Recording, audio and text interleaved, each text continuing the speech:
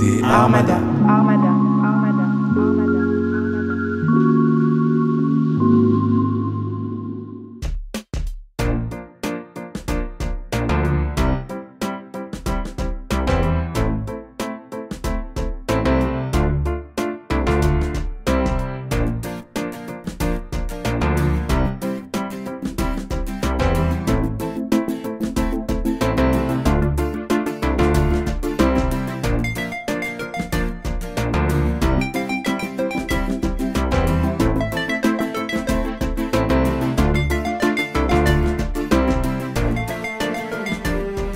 Bonsoir à tous, nous sommes sur Radio Armada en direct. Ce soir c'est 20h le bonheur et c'est maintenant. Je suis très heureux de recevoir deux invités d'exception. C'est Thierry de Carbonnières et Valentin de Carbonnières. Comment allez-vous? En pleine forme? Oui, très bien, oui. Bonjour, ouais, carrément, c'est super. Tout va bien? Ouais, on est très content d'être là.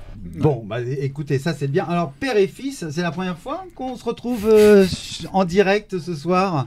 Enfin là, sur une première émission en fait. Ouais. Oui, la première fois, ouais, très émouvant.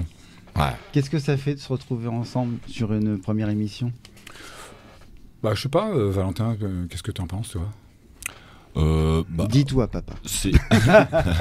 Non, mais c'est agréable parce que ça permet aussi de se retrouver professionnellement parlant. C'est marrant, mais on fait les mêmes métiers. Enfin, papa, il est aussi écrivain, scénariste, tout ça. Mais on s'est très peu retrouvés dans le monde du travail ensemble, sauf pour une lecture que j'avais fait au Théâtre 13 d'une pièce qui s'appelait Les 400 coups de pédale, qui est une pièce magnifique, où je l'avais mis en scène, mon père. Mais c'est vrai que c'est très rare, et ça, en fait, professionnellement parlant, c'est la deuxième fois. Oui, c'est émouvant, et en même temps, ça marque aussi dans nos parcours respectifs. Ça marque un moment de partage. Et moi, franchement, j'adore ça, quoi. Écoutez, on va le partager pendant une bonne petite heure. Je suis très content. Donc, on va commencer par Thierry. Allez, Thierry. Les aînés d'abord. Les aînés d'abord. Ça commence. En tout cas, juste avant l'antenne, ils sont en forme, et ils sont en forme très... Là, on les voit en forme ce soir. Thierry, vous commencez vos études rue Blanche à Paris, une école nationale supérieure d'art et technique de théâtre, puis au Conservatoire supérieur d'art dramatique. Les souvenirs que vous en gardez? Des souvenirs que j'en garde, c'est une liberté dans le travail, c'est-à-dire d'avoir la possibilité de travailler jour et nuit sur une passion qui m'a emporté, qui m'a emporté jusqu'à maintenant, en fin de compte. Parce que la première fois que j'ai mis le pied sur une scène de théâtre, j'ai été happé. Voilà. Et je continue à l'être. À être happé? Oui. Et puis maintenant, il y a aussi l'écriture, qui est une autre façon de jouer. Parce que je trouve que moi, quand j'écris, je joue tous les personnages, je suis le décor, je suis la musique, je suis les dialogues, je suis la description des décors, voilà. Et j'ai entendu dire, vous étiez pas prof de gym avant? Oui, voilà, c'est ça. Je faisais du sport, je jouais au handball, je faisais des études de prof de gym, je faisais 25 heures de sport par semaine, c'était ma passion absolue. Et puis le jour où, comme ça, je suis allé dans un cours de théâtre, ça s'est transformé du jour au lendemain. C'est-à-dire que dès le lendemain, j'ai été voir les gens avec qui je travaillais depuis une dizaine d'années, et j'ai dit voilà, c'est terminé. Mais pourquoi, excuse-moi, j'interviens, mais pourquoi tu as été dans ce cours de théâtre? C'est quoi la... Je ne sais pas. C'est l'intuition. C'est pas une fille? C'est pas une fille. Oui, il y avait une déception amoureuse, bien sûr, mais on ne dira pas les noms. Non, mais oui, tu sais, dans les déceptions amoureuses, on croit que tout est perdu, alors qu'en fait, dans ces moments où tout est perdu, il y a quelque chose qui apparaît et qui va tout transformer, et on va tout gagner, quoi. Et en tout cas, vous avez commencé à continuer à faire du sport, mais différemment. Vous jouez dans plus de 20 pièces de théâtre, aussi bien du classique que du contemporain, de Molière à Camus et Shakespeare, quand même. Votre meilleur souvenir après toutes ces comédies et les pièces les plus marquantes, est-ce que vous avez un souvenir aussi de répétition? Oui, j'ai des souvenirs d'avoir travaillé avec des gens exceptionnels comme Jérôme Savary ou Klaus Gruber. Et donc voilà, ça c'est énorme aussi. Catherine Anne aussi, qui est une écrivaine et qui on jouait et on était avec la personne qui avait écrit la pièce. C'était formidable. Et puis plein d'autres gens. Moi, franchement, j'ai que des bons souvenirs. Travailler à la Colline, c'est un très grand souvenir. À l'Odéon, c'est magnifique. Vous avez fait le Misanthrope au Théâtre de Luxembourg. Oui, voilà, avec Franck Hoffmann. Voilà, oui, c'était avec... C'était intense. Moi, je jouais Philinte. Je jouais pas Alceste. Et donc, oui, c'est des grands rôles, donc ça c'est magnifique. Cyrano de Bergerac au Théâtre Chaillot. Ah ouais, ça c'était une très très très belle pièce. Et les 3 pièces sur le clown aussi.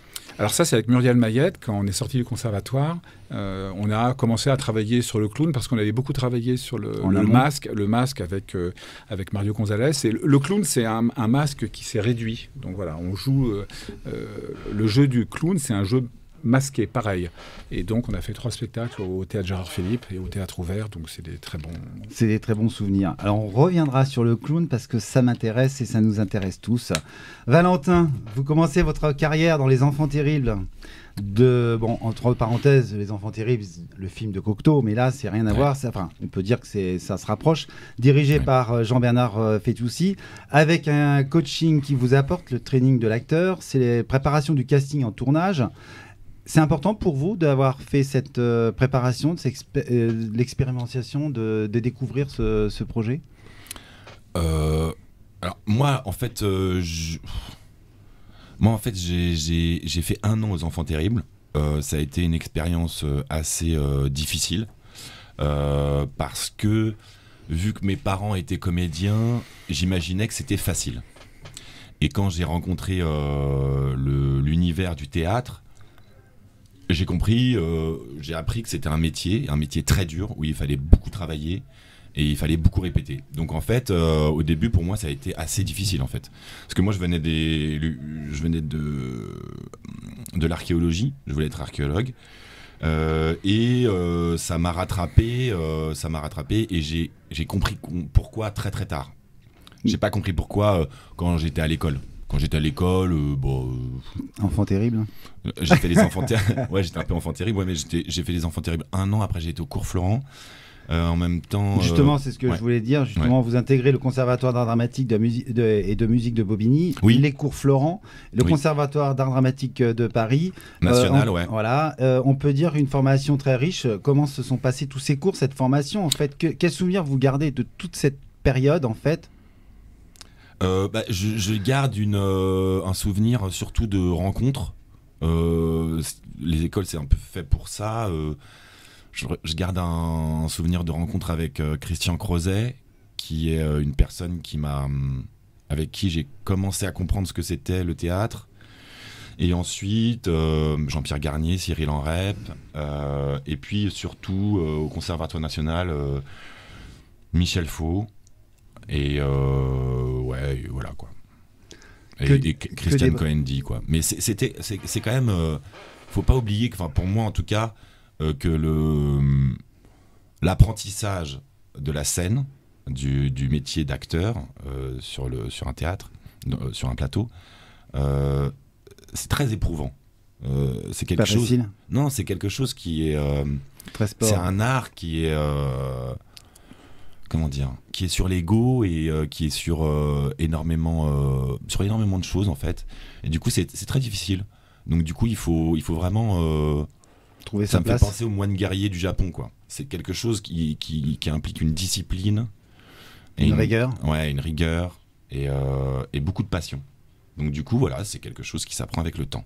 Mais dans votre carrière déjà, on voit que vous êtes un passionné. Et donc justement, vous disiez, j'ai entendu dire que vous auriez aimé être archéologue. Ouais. Et vous avez aussi commencé dans le BTP. Rien à voir avec ce qu'il y a aujourd'hui. Je ne veux pas dire, mais voilà, dans le BTP. Ouais, c'est vrai. Ouais. Alors là, c'est à cause de lui là. C'est à cause de lui. Lui, il a un nom. Un prénom même. El Padre. Non, mais qu'est-ce c'est qui vrai s'est que- passé dans le BTP avec... Non, mais si tu veux, moi, mon père, c'est quelqu'un qui a des valeurs. Il est pas là, tu peux tout dire. Non, c'est quelqu'un qui a des valeurs et je crois qu'il avait envie que ses enfants expérimentent, si tu veux, le travail très très jeune et donc du coup moi très jeune j'ai fait des marchés, j'ai fait des choses pour me payer mes vacances et pour me faire mon argent de poche, et à un moment donné il s'avère que son meilleur ami avait une boîte de BTP et le voisin avait une boîte de BTP, et mon père m'a dit mais si tu veux te faire de l'argent va travailler, vas-y. Et là j'ai fait une expérience incroyable de la vie. Les Sur gens, le terrain. Ouais, les gens qui travaillaient avec moi, on refaisait des appartements, et c'était des gens qui étaient issus de tout milieu, toute classe socio-professionnelle. Il y avait quand même beaucoup de Polonais, de gens qui venaient d'Orient, etc., et d'Afrique du Nord. Et pour moi, c'était incroyable. C'était incroyable comme expérience, évidemment. Un magnifique partage en fait directement sur le terrain. Ouais, des cultures avec les aussi. mains, et les cultures à fond. Tu À sais, fond. le midi, Ouais. quand tu te retrouves à table, Tout et à que fait. eux ils ramènent leur petite boîte, ils ouvrent et d'un seul coup, bah, d'un côté t'es dans les pays de l'Est et de l'autre côté t'es en Afrique du Nord. Tout à fait. Tu vois, Ouais. avec les mecs, entre eux ils parlent des dialectes chelous. Toi t'es là, t'es un petit bourgeois. Mais je Ta daronne, elle t'a fait un sandwich du jambon beurre. T'es là, bonjour, Rouya. Bah ouais, mon pote. Voilà. Tu vas quoi. C'est Non, cool. non, mais bon, après, on est là pour parler de vous, mais j'ai fait de la déco et j'ai été sur les chantiers et j'ai des très bons souvenirs de ça Ouais. parce que même au Maroc ou ailleurs, j'étais directement, des fois, je prenais mon sandwich ou ma petite gamelle et je mangeais avec les ouvriers et ils appréciaient que le patron, bah, il était là sur le terrain avec eux et de partager ce moment parce que bah, c'était, on les mettait pas à part. Voilà, c'était un moment vraiment de bienveillance. Bienveillance toujours dans mes mots et mes phrases. On va faire une chose, on va passer un petit reportage. Avant ce petit reportage, qu'est-ce qui fait la cuisine? Ah bah, tous les deux. Tous les deux? Oui, Ouais. moi j'ai beaucoup fait la cuisine pour les. Donc j'ai 3 enfants, hein. Bah oui. Donc Valentin, Lancelot et Armand. Et moi j'ai beaucoup fait la cuisine. Je suis spécialiste de la cuisine quotidienne, c'est-à-dire que tu arrives, il n'y a rien. Voilà. Et une demi-heure plus tard, il y a un repas. Voilà. Tu Et- fais avec tout ce qu'il y a. et, c'est-à-dire un peu, et madame, voilà. madame, elle fait quoi? Elle fait pas la Ah cuisine. bah non, mais elle faisait aussi. Elle faisait. Mais je veux dire, on faisait, c'était 50-50. Il y en a un qui coupait les carottes et l'autre les faisait mijoter. Oui, mais madame, elle était comédienne, elle partait aussi. aussi, donc on va en je me suis beaucoup occupé de mes enfants. Bon, et donc, comme vous aimez la cuisine et vous avez mangé, eh ben, on va faire ce petit reportage de cuisine en Normandie dans un restaurant qui s'appelle le Loft. Bonjour à tous, aujourd'hui nous sommes en Normandie, je suis avec Anthony qui est chef de cuisine du restaurant Le Loft en Normandie. Magnifique endroit, on peut déguster plein de salades, plein de plats vraiment normands. Eh bien Anthony, comment vas-tu? Ça va, Fred? En pleine forme? En pleine forme. Ça y est, tu es toujours avec plein de salades, plein de dégustations à nous montrer. Et aujourd'hui, donc, tu vas nous montrer comment faire une salade gourmande, un petit peu normande à la fois et puis un petit peu nordique. C'est ça, exactement. Alors, dis-moi tout. Alors, donc, du coup, on est déjà tout de suite dans les circuits courts, les producteurs locaux, on ne change pas. On va partir donc sur une salade donc vraiment pour cet été, donc très fraîche, avec donc du saumon fumé. Donc voilà, on coupe des tranches très fines pour la salade. Donc de la salade, nous on va prendre de la feuille de chêne rouge. D'accord. Mais voilà, vous pouvez prendre n'importe quelle salade, il n'y a pas de problème. Donc des tomates cerises, des suprêmes de pamplemousse, donc des oignons rouges émincés, et ensuite donc de l'avocat pareil qu'on a mis à la fin. Et on termine bien sûr par de la roquette et notre petite vinaigrette, du coup aux 3 vinaigres. Alors, les 3 vinaigres, c'est Voilà, quoi? donc vinaigre de cidre, vinaigre de xérès et vinaigre balsamique. D'accord. Même pas une petite touche de moutarde ou pas? Pas Si, un petit peu, on met un tout petit peu de moutarde, mais vraiment un tout petit peu. Un petit peu pour Voilà. relever le plat. Voilà, c'est ça. Pour donner un petit peu Exactement. de punch dans C'est tout ça. Et donc dans tout ça, tu fais aussi plusieurs salades. Je regarde sur la carte parce que c'est que des plats à emporter. C'est ça. Aussi, et des plats aussi qu'on peut déguster dans les restaurants. Voilà. Prochainement en tout cas. Et donc tu as exactement la salade César, la salade de chèvre chaud.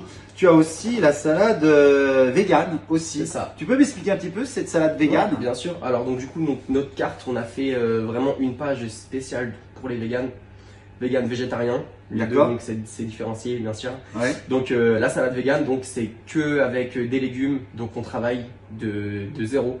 Donc on les émince, on les cuit, on les marine vraiment. On se fait aussi maintenant des briquettes. On a changé, on a enlevé les falafels, on est parti sur des briquettes, donc de légumes. D'accord. On fait nous-mêmes aussi. Ok. Et voilà, toujours après avec la même vinaigrette et voilà les mêmes ingrédients. Sinon, voilà. Eh bien écoute, et alors là du coup, donc voilà la petite salade gourmande normande. Je peux vous dire une chose, c'est que je vous souhaite et on vous souhaite un très bon appétit et à très bientôt et prenez soin de vous. À bientôt. Ciao ciao ciao. Merci beaucoup. Un petit plat cuisiné par le chef Anthony au restaurant Le Loft. Alors Thierry, Oui. Petite salade normande, c'est pas mal. Hein, Ah oui, c'est bien. Ouais. bon, c'est vrai qu'avec un petit peu de saumon, ça fait pas trop normand, mais bon. C'est vrai, ouais. Oh, il faut Il y a- peut-être mettre une petite touche de folie. L'avocat de Normandie, Et très l'avocat, connu. voilà, exactement, l'avocat de Normandie.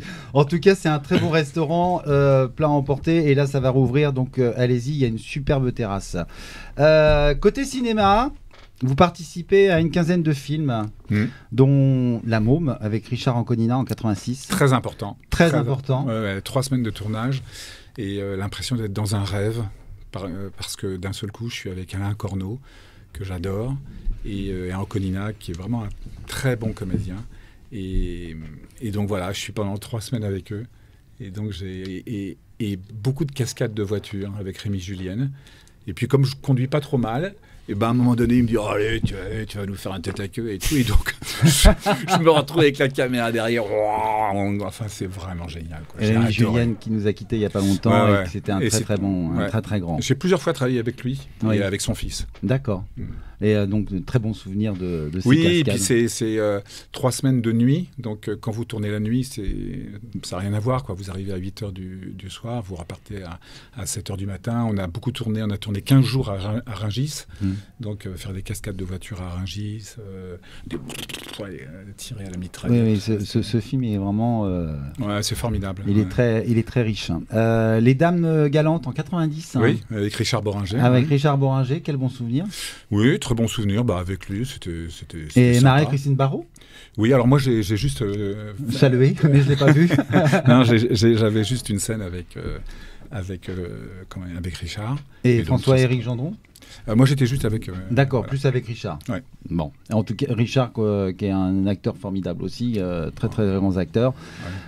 Comment j'ai tué mon père en 2001 Oui, avec Michel Bouquet. Avec Anne Fontaine, ouais, Et une, Anne scène Fontaine. une scène avec Michel Bouquet. Bon, ben voilà.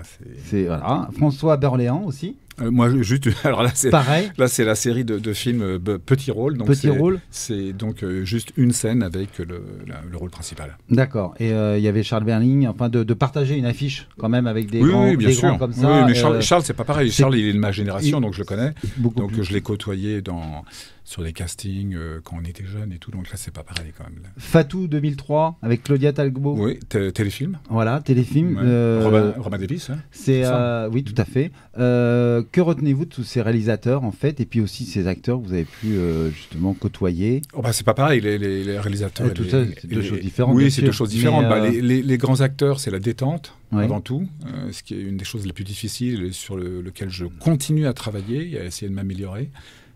Arriver à se détendre. Voilà. Ça n'a pas été facile. C'est pas facile. Non, c'est pas facile. C'est pas facile. C'est cyclique. C'est-à-dire que je crois que j'y suis arrivé quand j'étais au conservatoire, puis pendant les années qui ont suivi. Puis après, le fait de l'intermittence et la difficulté de l'intermittence, parce que devenir comédien, c'est très difficile, mais le rester, c'est beaucoup plus difficile. Et le fait à chaque casting de jouer un peu ma vie, il y a un doute qui est arrivé vers 30 ans et qui a duré une bonne dizaine d'années. Voilà. Ouais. Mais quand vous êtes sur le terrain, en fait, est-ce qu'il y a un film en fait qui vous a plus marqué, où c'était beaucoup plus fluide, ou est-ce qu'il y en a? Ah ben non, mais ils sont tous- la fluidité, c'est le fait d'avoir plusieurs jours de tournage. Hein, c'est très simple. Hein. Quand vous avez 1 ou 2 jours, vous êtes tendu, c'est comme ça. Alors que la Brigade des Mœurs, Max Pécage, j'ai tourné 9 semaines de suite, donc j'étais à la maison sur le plateau, avec Corneau exactement pareil. Il y a un sacré partage. Et dans Plus belle la vie, Et bien puis évidemment. la vie aussi, Plus qu'on belle la reviendra vie, tout à bien l'heure sûr. justement. Et vous côtoyez Serge Gainsbourg.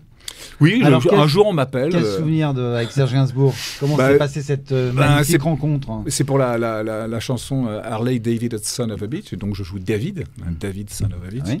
Et donc je passe une nuit entière avec Gainsbourg. Voilà, donc quelque chose de tout à fait étonnant.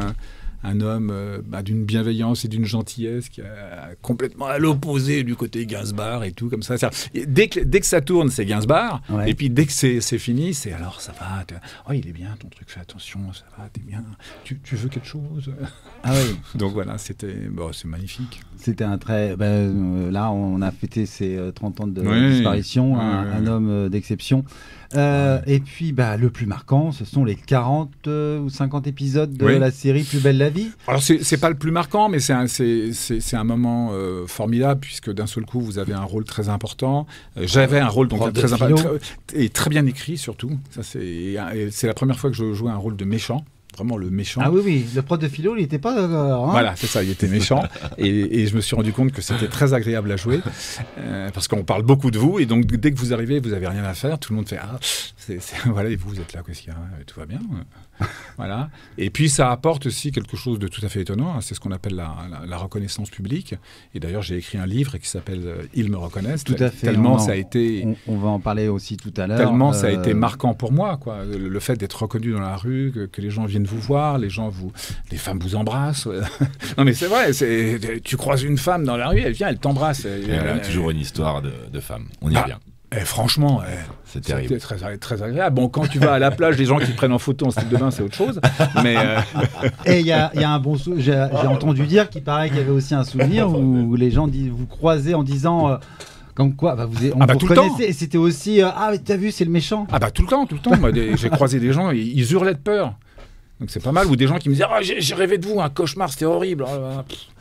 Donc ça c'est. Non mais ça veut dire. Ça veut dire quand même que les gens regardent vraiment votre jeu et vous avez un impact sur eux. Donc pour moi c'était vraiment cadeau quoi. Cadeau. C'est-à-dire que les gens y croyaient. Parce que notre métier de comédien, en fin de compte, c'est que les gens y croient. Oui. Bah oui. Quand vous regardez les acteurs que vous aimez, vous y croyez quoi. Alors ça, c'est un des trucs que j'ai appris aux Enfants Terribles. Un des trucs que c'est quand si tu es croyant, les gens sont voyants. Tout à fait. Voilà. C'est le principe de... Voilà, tout à fait, exactement. Les choses sont dites. Ouais. C'est dès que les gens y croient, et puis en plus, ils sont en admiration envers un acteur ou une actrice. Et là, ils sont totalement... Même ce que vous dites, quelque chose de faux ou pas bon, hop, ils y croient, ils sont dedans. Ils sont dedans. Donc, on va passer à Valentin. Vous commencez par le théâtre, vous poursuivez avec des feuilletons de la télévision dans la section de recherche RIS Police Scientifique. Et Flic, tout simplement, avec Philippe Torreton, Mathilde Seigné et Yves Régnier. Ouais. Voilà. Alors là, que gardez-vous de ce tournage et lequel qui vous a aussi plus marqué? Parce que jouer avec Yves Régnier. C'est vrai que là, du coup, on est sur Philippe Torreton. C'était un de mes profs au Conservatoire National. Donc, je retrouve Philippe. Ça se passe très bien. C'est quelqu'un qui a été quand même assez important pour moi. Qui m'a donné confiance. Je retrouve Mathilde, parce que je venais de passer 2 ans et demi avec elle sur une pièce avec François Berléand, Mathilde Seigné et François Vincentelli, qui s'appelait Nina. Nina, qui a été une grande rencontre. Mathilde Seigné, ça a été vraiment une grande rencontre. Et Mathilde et Yves sont exactement de la même trempe. C'est-à-dire que c'est des gens qui sont... c'est des grandes gueules, c'est des animaux, quoi.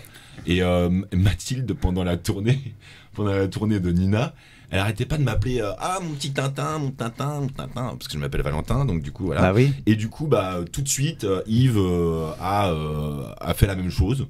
Et ensuite il m'a appelé ça va Tintin, machin. Donc le tournage s'est super bien passé.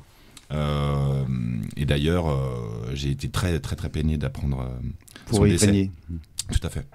Et donc voilà, c'était super. Les scènes avec Yves Régnier, très très très très très très généreux, très patient, calme, voilà, attentif. Attentif. Ouais. Il était aussi protecteur. Ouais, enfin, moi j'ai fait 2 jours dans le truc, donc oui. 2 jours mais intense. Ouais, très protecteur. Mais parce que aussi je venais de la part de Mathilde aussi, c'est toujours la même chose. Hein. Mais, oui, C'est Mathilde qui m'avait mis sur le truc. D'accord. Ouais. Mathilde Seigné, qui est une actrice vraiment, vraiment formidable Ouais, aussi. une personne incroyable. Une personne incroyable. Elle est d'une générosité et d'une bienveillance. Au théâtre, vous commencez en 2010 le Langue à langue des chiens des choses avec Daniel Dany. Langue à langue des chiens de Roche. Voilà, de Roche, pardon. Ouais. Voilà. Non, je vous en prie. C'est un très bon souvenir. Puis fond. Du vent dans les branches de Safras, mise en scène par Bernard Murat. Ouais, alors j'ai fait d'autres spectacles avant, des spectacles dans le subventionné, dans le théâtre subventionné, notamment une pièce incroyable de Mathieu Berthollet qu'on a joué en Europe, qui s'appelait L'avenir seulement, qui était sur toute la vie de Rosa Luxembourg, qui était incroyable. Une pièce avec Yves Bonnen, qui était les... Comment ça s'appelait cette pièce ? C'était Marie Blitzfleisser et c'était Ingolstadt. Pionnier Ingolstadt. Pionnier. Donc voilà, j'ai fait des pièces dans le subventionné, et puis ensuite j'ai du coup été pris par le théâtre privé avec Thomas Le Doirec dans le portrait de Dorian Gray, que j'ai joué plus Tout à fait, c'est ce que j'avais. Voilà, Dorian Gray avec Oscar Wilde. Et ensuite Nina, et ensuite le Miss vent. Nina Simone. Ouais, et ensuite le vent dans Et les branches de cette Le vent. C'est pour ça. Non, mais il n'y a pas de souci. Il m'a tout dit. Bon, bah voilà, c'est nickel. non, C'était pardon. une très bonne soirée. non, mais non, justement, ça, on voit que vous vivez vraiment de votre art. Vous l'aimez, votre passion en tant qu'acteur et même comédien. Et d'avoir joué avec François Berléand. Ouais. Parce que le père l'a joué, vous avez joué aussi. Deux générations différentes. Ouais. Le plaisir de jouer avec. À fond. Ouais, grand. Beaucoup d'exigences. Et puis Professionnalisme. une horlogerie, quoi. C'est un mec, il fait la même chose tous les soirs, et tous les soirs, il arrive à mettre de la vie dedans. C'est-à-dire qu'on y croit. On croit à comment il reçoit les choses, on croit comment il dit les choses, on croit à son personnage, on croit à tout. Et il est très très drôle, il arrive à être drôle tous les soirs, même dans des endroits qui sont difficiles, même dans des moments difficiles où on enchaînait 2 représentations en une journée avec une captation le lendemain. C'était dingue. Et je m'en souviens très bien avant le spectacle. Il était très très concentré. Et ça m'a donné beaucoup de pistes. C'est-à-dire, bon bah voilà, faut être très concentré.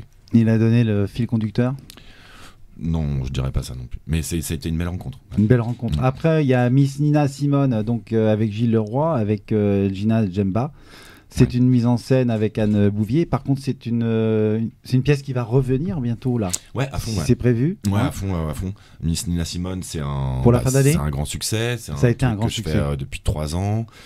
Grande rencontre avec Anne Bouvier, une relation qui se continue avec Gina Djemba et avec Julien Vanier. Au même moment, je fais un autre spectacle qui s'appelle Kamikaze, encore avec Anne Bouvier. Donc une vraie belle amitié, une vraie belle relation professionnelle. Et oui, ça va reprendre. Alors je sais pas encore les dates parce que en fait là en ce moment on est en tournée. Oui.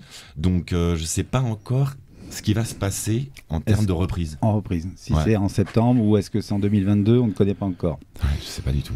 Allez. Je sais que j'ai des dates en novembre à Granville. J'ai une date à Granville en novembre. Je sais, mais tu vois, je sais pas du tout quoi. Ça peut changer Après, du je jour connais au pas lendemain. Mais je connais pas mon calendrier par cœur, mais j'ai plein de dates un peu partout en 2021. Ça va venir, ça va venir. Les Écoute, portes vont s'ouvrir et j'espère espère. pour nous tous, exactement. En tout cas, qu'est-ce que vous pouvez retenir de votre carrière d'avoir joué avec tous ces grands acteurs et puis vous? Bah, moi, c'est vrai que déjà, là, ce que tu dis pas, Fred, c'est que, en fait, pour moi, là où ça s'est cristallisé un peu, Oui. si tu veux, c'est sur Cette mort sur ordonnance, pour moi. Et t'allais en parler après. J'allais en parler Désolé, après. bah, qu'est-ce que Je tu l'adore, veux je l'adore, Mec, il si est tu top. veux. Il est... Non, Je- mais parce que si tu parles de. Moi, je sais pas trop comment parler de carrière parce que je suis jeune, tu vois. Oh, mais on peut être jeune et avoir déjà un sacré Ouais. bagage. Mais du coup, c'est vrai que pour moi, ça s'est cristallisé dans les 2 trucs dont tu vas parler. Qu'on va en parler après, d'accord. On va passer à Thierry. Allez, parlons. Enfin. Enfin, T'as eu le temps. Moi, j'allais partir. J'en peux plus. Ah, le partenaire. J'allais partir. C'est super. C'est vrai, j'ai essayé de. Voilà. Hein. Parlons mise en scène, Thierry, en particulier Molière au théâtre Chaillot, la Misanthrope, l'école des fans, l'amour d'une femme au théâtre de l'Est parisien. Oui, avec Fabienne Ducati. Tout à fait. Arrêtez de fumer, tu de Thomas Bidegain, ouais. Voilà. Ouais. D'où vient cette force de production? Alors, cette force de production, il faut quand même parler aussi de cette période qui est extrêmement importante, cette période de doute qui a duré presque une quinzaine d'années quand même. Hein. C'est-à-dire J'attendais que tu le dises. Pendant ces 15 ans-là, il y a eu des choses intéressantes, mais il y a eu aussi beaucoup d'attentes, beaucoup de castings ratés, beaucoup de choses qui ne se sont pas faites. Donc Déjà refusé de jouer, non? Mais non, mais jamais. Non, pas du tout. Mais jamais. Moi, je suis un intermittent du spectacle. C'est-à-dire que j'ai besoin de travailler, donc j'ai jamais rien refusé. Jamais. J'ai plutôt été à côté de mon téléphone qui sonnait pas. Donc voilà, ça c'est très important. Ça a été très dur. Bah, bien sûr, c'est super dur. Bah, c'est ce que j'ai raconté dans le premier livre. Tout à fait. Salut et applaudissements. Merveilleux. Et donc, qui a été très important qui a changé ma vie. Voilà. Oui. L'écriture a changé ma vie. C'est une phrase un peu bateau, mais non, parce que vous êtes professeur d'art dramatique au cours Florent et vous aimez transmettre. Alors voilà, donc pendant ce temps de vide, j'ai dû aussi travailler. Donc je suis reparti faire des chantiers de BTP. J'ai été détective. Oui, j'ai été détective, j'ai été formateur de prise de parole en public, j'ai été formateur sur le sommeil. Non, mais je sais pas. J'ai fait des choses hallucinantes en entreprise pour pouvoir tout simplement payer les fournitures scolaires des enfants. Ouais, je ma gueule. Non, mais c'est vrai. Ouais, mais ouais. Voilà. On va dire que. Et alors, ce qui est étonnant quand même, c'est ça. Je reviens sur ce qu'a dit Valentin tout à l'heure, c'est que j'ai l'impression que les 3 enfants n'ont pas perçu la difficulté épouvantable de ce métier, et je trouve que c'est tout à mon honneur de ne pas avoir montré trop ce doute et qui me travaillait et qui je sais pas comment je m'en suis tiré, franchement je sais pas. Ça c'est un des mystères. Entre parenthèses, est-ce que c'est plus dur là il y a une génération plus dur par rapport à Valentin ou à son époque? Je sais pas du tout. Moi, franchement, ça a été super dur. Ça a été super dur. Ça a été super dur. Et pour Valentin, c'est une période aussi, tu vois, ton père a eu du mal. Toi, est-ce que, tu vois, 2 générations C'est la première fois que j'en parle de ce dont on parle. Ouais. Moi, si tu veux, non, pour moi, je l'ai pas vécu comme il dit. Moi, j'ai vu mon père... galérer quand même. C'était relou. Et c'est pour ça aussi que moi je voulais pas être comédien à la base. Moi j'arrive après le bac, qu'est-ce que tu veux, comédien jamais de la vie. Attends, je veux dire, c'est hyper dur. Donc d'un côté en plus, j'avais mon père qui galérait un peu, et à côté j'avais ma mère qui elle ne galérait pas. Donc si tu veux, qui galérait moins. Donc si tu veux, de toute façon ça me faisait chier cette histoire de théâtre. Enfin, tu vois. C'était l'enfer, je veux dire. Oui, et pourtant tu y as été. Ouais. Ça, c'est la première fois qu'on en parle. Bah ouais, et c'est quand même assez étonnant. Mais non, mais parce que moi, si tu veux, c'est pour ça que je te disais, Fred, que pour moi, ça n'a pas été facile au début. C'est que fallait rentrer dans je ne savais pas pourquoi je faisais ça. Ah oui. Si tu veux. Et donc j'arrive, donc je fais les cours au cours Florent, tout ça, machin, etc. J'arrive au Conservatoire National, je suis avec des mecs, ils sont affûtés. Ils savent exactement pourquoi ils font ce métier. Moi j'arrive, je sais pas du tout pourquoi je fais ça. Et après le Conservatoire National, encore, je savais pas pourquoi qu'est-ce que je foutais ici là. Des trucs. Alors j'aimais bien les trucs. Mais j'étais un ovni, moi, au Conservatoire National. On me demandait de faire un truc, je faisais Wolverine sur le plateau. Les mecs, qui con, quoi. Tout le monde faisait les misanthropes et tout ça. Moi, je faisais. Pour en revenir à un truc, justement, Thierry, vous avez des pièces sur le clown qui vous tient à cœur. Vous devenez formateur de clown de l'hôpital. Ah oui. Alors, et ça, oui. Je voudrais savoir l'association donc Théodora. Oui. Comment est venue cette passion, de cette admiration des clowns? Alors, le clown, bon, moi, c'est vraiment à partir du jeu masqué, hein, le jeu de la Commedia dell'arte, et donc la rencontre avec Françoise Merle et puis après Mario Gonzalez au Conservatoire. Et donc, c'est un travail d'une telle précision, c'est un travail qui a structuré toute ma vie. Voilà. Ma vie, elle est structurée par le travail du masque et le travail du clown. Même quand je joue au cinéma ou au théâtre, c'est tellement, il faut être tellement concentré que c'est ça qui m'a calmé. Voilà. Et donc là-dessus, je donne des cours de théâtre et dans mon enseignement est très strict, très dur. Et il y a un des élèves qui a adoré ça, qui est arrivé de Bordeaux, qui s'appelle Xavier Huneau et qui après devient clown à l'hôpital. Et un jour, il vient me dire, il me dit, il faut absolument que tu viennes travailler avec les clowns et que tu viennes structurer comment le clown intervient dans une chambre à l'hôpital, parce que c'est un petit peu n'importe quoi. Oui. Et donc, tu amènes ta structure.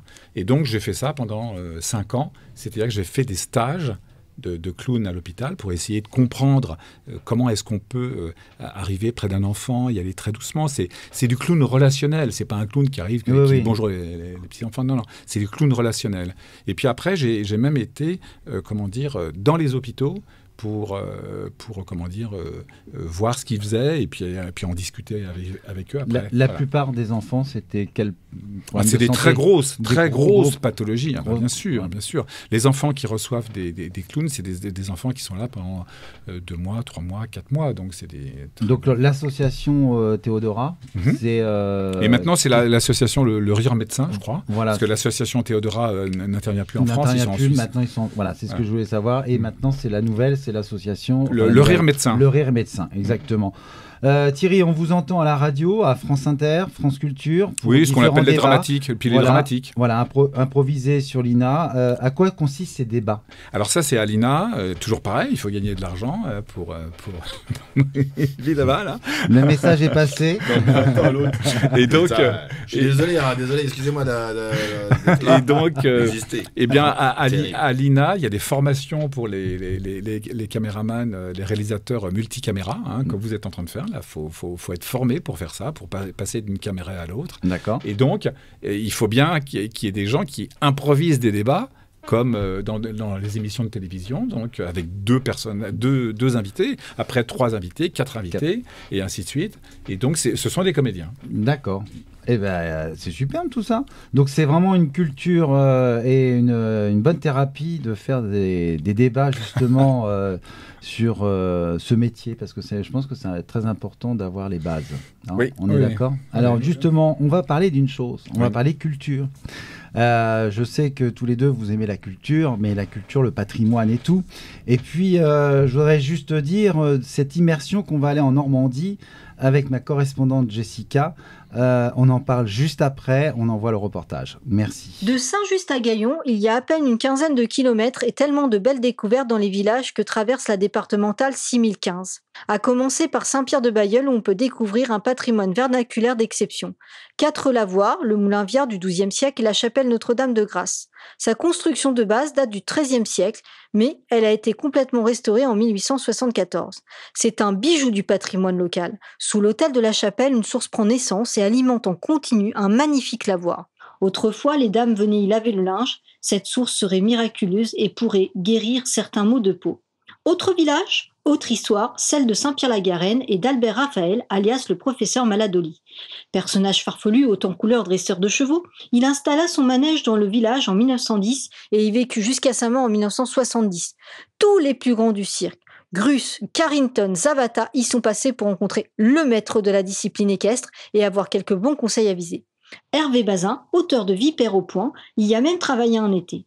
Saint-Pierre-la-Garenne, c'est aussi le bord de Seine avec la passerelle qui enjambe le fleuve qui devrait être prochainement rénovée dans le cadre du projet de la Seine à vélo. En poursuivant notre route vers Gaillon, sur la gauche de la départementale, dans un cadre verdoyant et boisé, à peine visible, le château de Covicourt, œuvre du XIIe siècle de l'architecte rouennais Joseph Abdel Couture, situé sur la commune de Saint-Aubin-sur-Gaillon, se dévoile. Il est aujourd'hui privé, mais ses propriétaires ouvrent à l'occasion des journées du patrimoine et lors des manifestations des Jardins du Cœur. C'est l'occasion de prendre quelques belles photos de la roseraie, qui est splendide. Avez-vous peut-être entendu parler de l'affaire du faux baron qui y habita et qui fut condamné en 1902 pour recel de voiture? Mais ce n'est pas le seul château de la commune à avoir défrayé la chronique. Le château de Jeufosse, situé un peu plus sur la gauche, fut le théâtre d'un drame en 1857, le meurtre du garde de la propriété. Notre célèbre écrivain normand, Michel de Decker, en avait d'ailleurs écrit un roman, La bête du château de Jeufosse.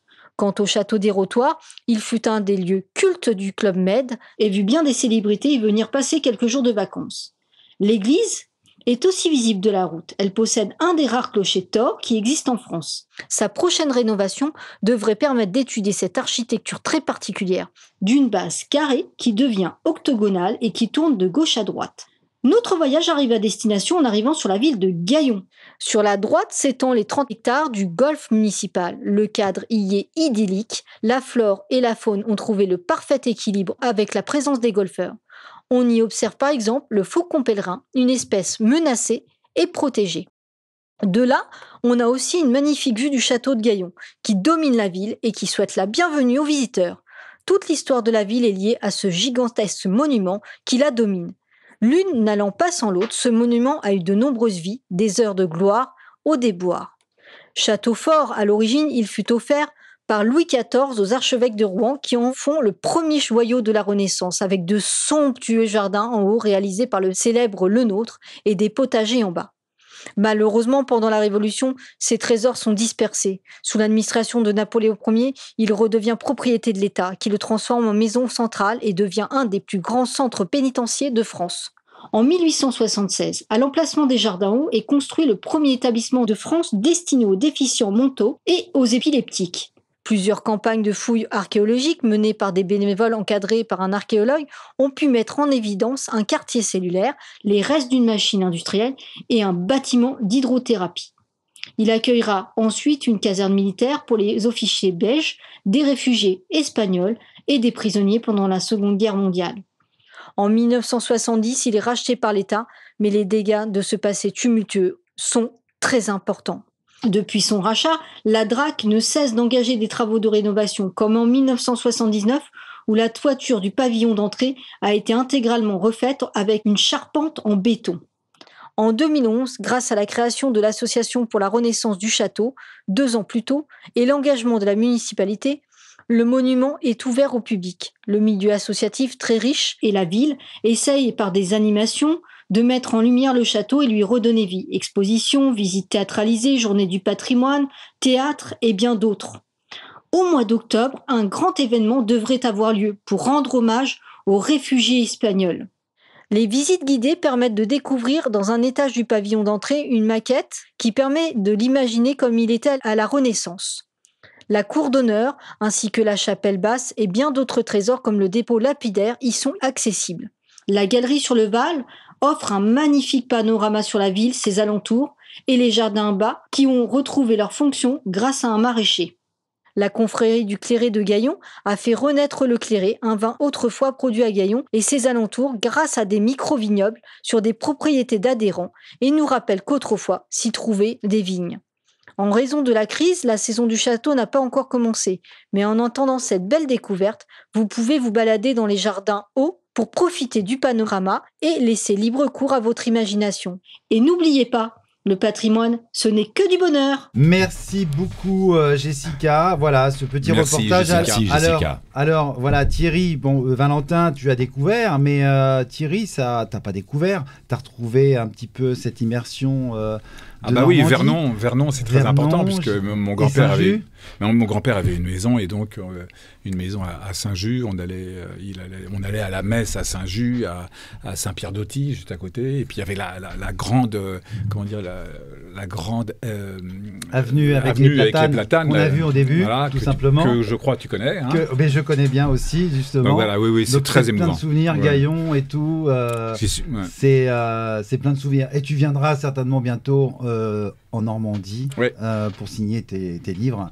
Et à la Fnac Saint-Marcel. À la Fnac Saint-Marcel. Allez, on fait pas de pub, mais c'était Saint-Marcel. Voilà, en tout cas, et on y mangera aussi pas loin au Loft.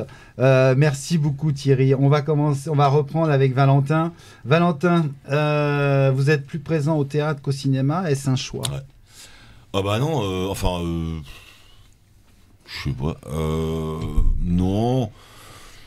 C'est pas un choix, ça s'est fait comme ça se déroule. Bah ouais, tu rencontres des gens, tu travailles avec des personnes, et puis après, oui, ça se fait. Après, moi, c'est vrai que. Plus le théâtre que le cinéma, quand même, non? C'est vrai que moi, ça. Ou c'est des périodes. Ça me fait. Je connais pas assez bien, en fait, le cinéma, donc je peux pas trop en parler.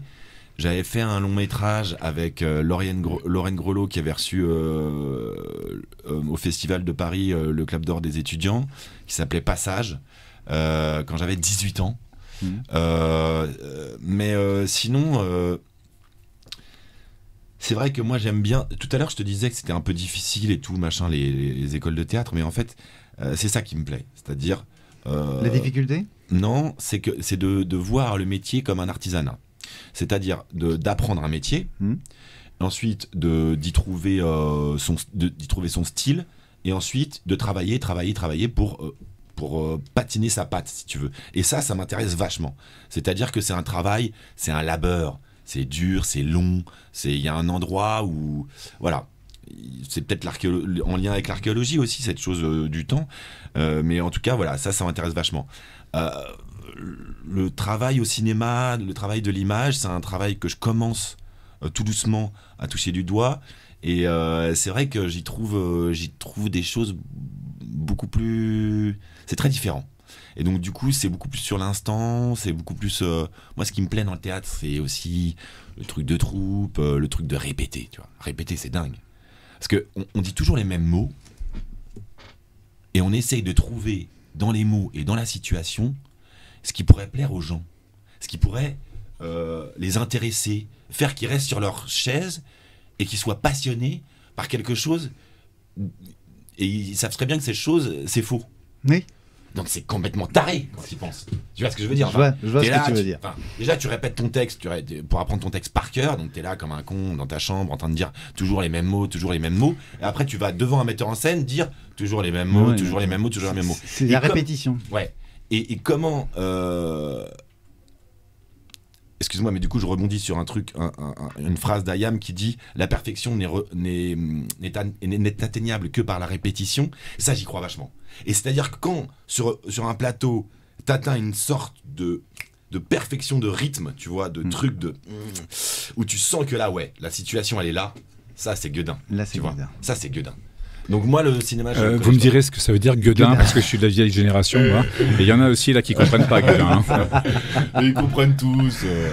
C'est dingue, c'est Guedin. Bravo. C'est dingue. Oh, vous n'avez pas compris, monsieur, quand même.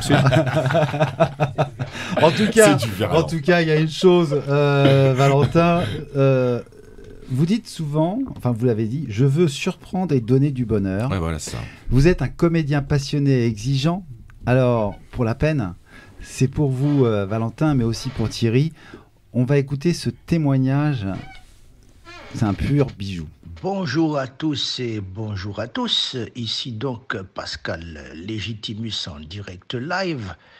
Je salue tout d'abord Monsieur Frédéric Julien qui m'a permis donc de me présenter et de faire un petit hommage à la famille Carbonnière. J'ai eu l'occasion de rencontrer d'abord le fils, Valentin de Carbonnière, lors de la pièce mise en scène par Monsieur Richard Berry, L'Ordre des choses, avec donc Pascal Louange, et Valentin de Carbonnière qui jouait mon fils dans cette pièce qui traitait donc de la paternité, de la PMA, de l'avortement, enfin bref. Et donc j'ai eu l'occasion de rencontrer quelqu'un d'assez particulier dans le bon sens. Tout d'abord, humainement, c'est une belle personne, pour employer un poncif. Mais une belle personne humaine, une personne professionnelle. Je l'ai vu travailler, je l'ai vu approfondir son texte. C'est quelqu'un qui fouille, qui cherche. Vraiment, c'est un acteur qui est à la bonne place. Nous avons eu quelques échanges philosophiques qui nous a permis d'approfondir une relation au départ superficielle, mais qui s'est peu à peu, agrandie au fil des représentations. Et nous avons gardé un lien, je dirais pas filial, parce que c'était mon fils de théâtre, mais dans la vie, voilà, j'aime bien cette personne, je suis sa carrière, nous avons le même agent, ce qui resserre les liens, et voilà, j'espère qu'un jour nous aurons l'occasion de nous retrouver professionnellement, mais évidemment avant de partager, voilà, on va dire un repas convivial. Ensuite, j'ai eu l'occasion de rencontrer le père, monsieur De Carbonnière, lors d'un salon du livre. Nous avons aussi également échangé et je salue son courage, sa ténacité et puis le fait qu'il ait écrit un scénario qui est allé au Festival de Cannes. Voilà, donc cette famille est une famille qui a du talent. Ils l'ont prouvé, ils vont continuer à le faire, à sillonner, on va dire, le domaine artistique. Voilà, en tout cas, une petite pensée chaleureuse pour la famille De Carbonnière et plus spécialement, bien sûr, pour mon fils de théâtre, Valentin De Carbonnière, que vraiment j'apprécie cette personne. C'est une personne, comme je l'ai dit, sans me redire dans la redite, c'est une personne qui vaut vraiment le détour. Il faut faire le détour, même je dirais le tour de la personne, aussi bien extérieurement que intérieurement. Voilà. Messieurs, je vous salue et j'espère que vous allez être en bonne santé dans le futur parce que vraiment, c'est ce qui nous taraude ces temps-ci, c'est la santé. Salutations de la part de Pascal Légitimus de Marie-Galante. Oh, Merci beaucoup, beau, Pascal. Merci, Pascal. Pascal. Yeah. Il fait plaisir. Voilà. La famille de Carbonnière, non, merci. Franchement, quelle belle surprise. Ah, Merci. ouais. Voilà. Merci À beaucoup. fond. Merci. Ça a été Merci Fred. un grand plaisir de partager ce moment parce que franchement, j'ai appelé Pascal et il me dit mais attends, les Carbonnières, je m'en occupe. Voilà. En tout cas, Ouais. Thierry, Thierry et Valentin, il est parti en tournée depuis quelques jours, donc. Vous pourrez le joindre bientôt avec grand plaisir. Il est en plein tournage qui sortira normalement en fin d'année. Oui. D'une petite série très sympathique. Oui, tout à fait. Voilà, Je l'ai eu au téléphone juste avant qu'il parte. il y a 2-3 jours. Et ben moi Exactement. aussi, voilà, tu vois. Ouais, c'est marrant. Donc c'est voilà, marrant. alors, à l'ordre des choses, une pièce de Richard Berry avec Ouais. Pascal Légitimus, Pascal Lohange. C'était une évidence, Valentin, pour toi? Bah non, mais si tu veux. Faut savoir que c'est quand même contemporain et c'est avec un sujet d'actualité. Ouais, à fond. Mais moi, je suis désolé. Je sais pas si je vais. Bon, je me lance. Moi, on m'appelle après cette mort sur ordonnance et après le Molière de la révélation masculine. Oui. Donc du coup, on me dit oui bonjour, vous devez remplacer. L'ordonnance. Pas mal, allez on y est. Mais non, mais il me dit oui bonjour, vous devez remplacer un comédien pour la tournée d'une pièce qui a été jouée à Paris. Bah, j'ai dit oui, mais bon, déjà vous êtes qui? Et puis non mais si tu veux, il y a un moment donné où bon bah voilà, j'y vais, on me dit Richard Berry et normalement Pascal Légitimus parce que Pascal Légitimus n'était pas encore j'étais pas sûr, il fallait qu'il dise oui. Moi, Qui est votre daron dans la pièce. Qui est mon père dans la pièce. Et du coup, bah moi j'y vais. Tu vois, moi aussi je dis daron. Hein. Ouais, c'est bien, c'est C'est bien. Franchement, c'est très moderne, frère. Et du coup, bah, j'arrive et je tombe devant un mec incroyable. Moi, Richard Berry, ça a été que du bonheur du début à la fin. C'est un mec hyper exigeant, c'est un mec qui est hyper intègre, c'est un gars qui est dans le travail, qui est incroyable. Donc moi, j'ai rencontré un mec incroyable, voilà. Donc je rencontre un mec incroyable, le texte est super. Après, je rencontre Pascal Légitimus, mais Pascal, c'est un amour.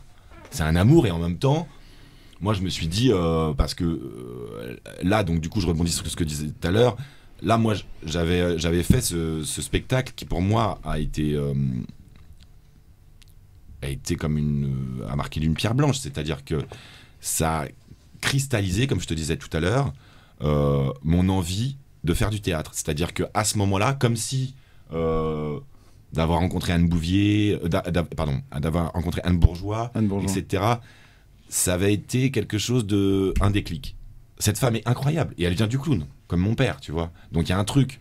Et puis je suis remercié, on me dit écoutez, bravo, voilà la statuette. Oh, j'hallucine, tu vois. Et après on commence à me parler quand même avec bonjour, machin, on me dit monsieur et tout.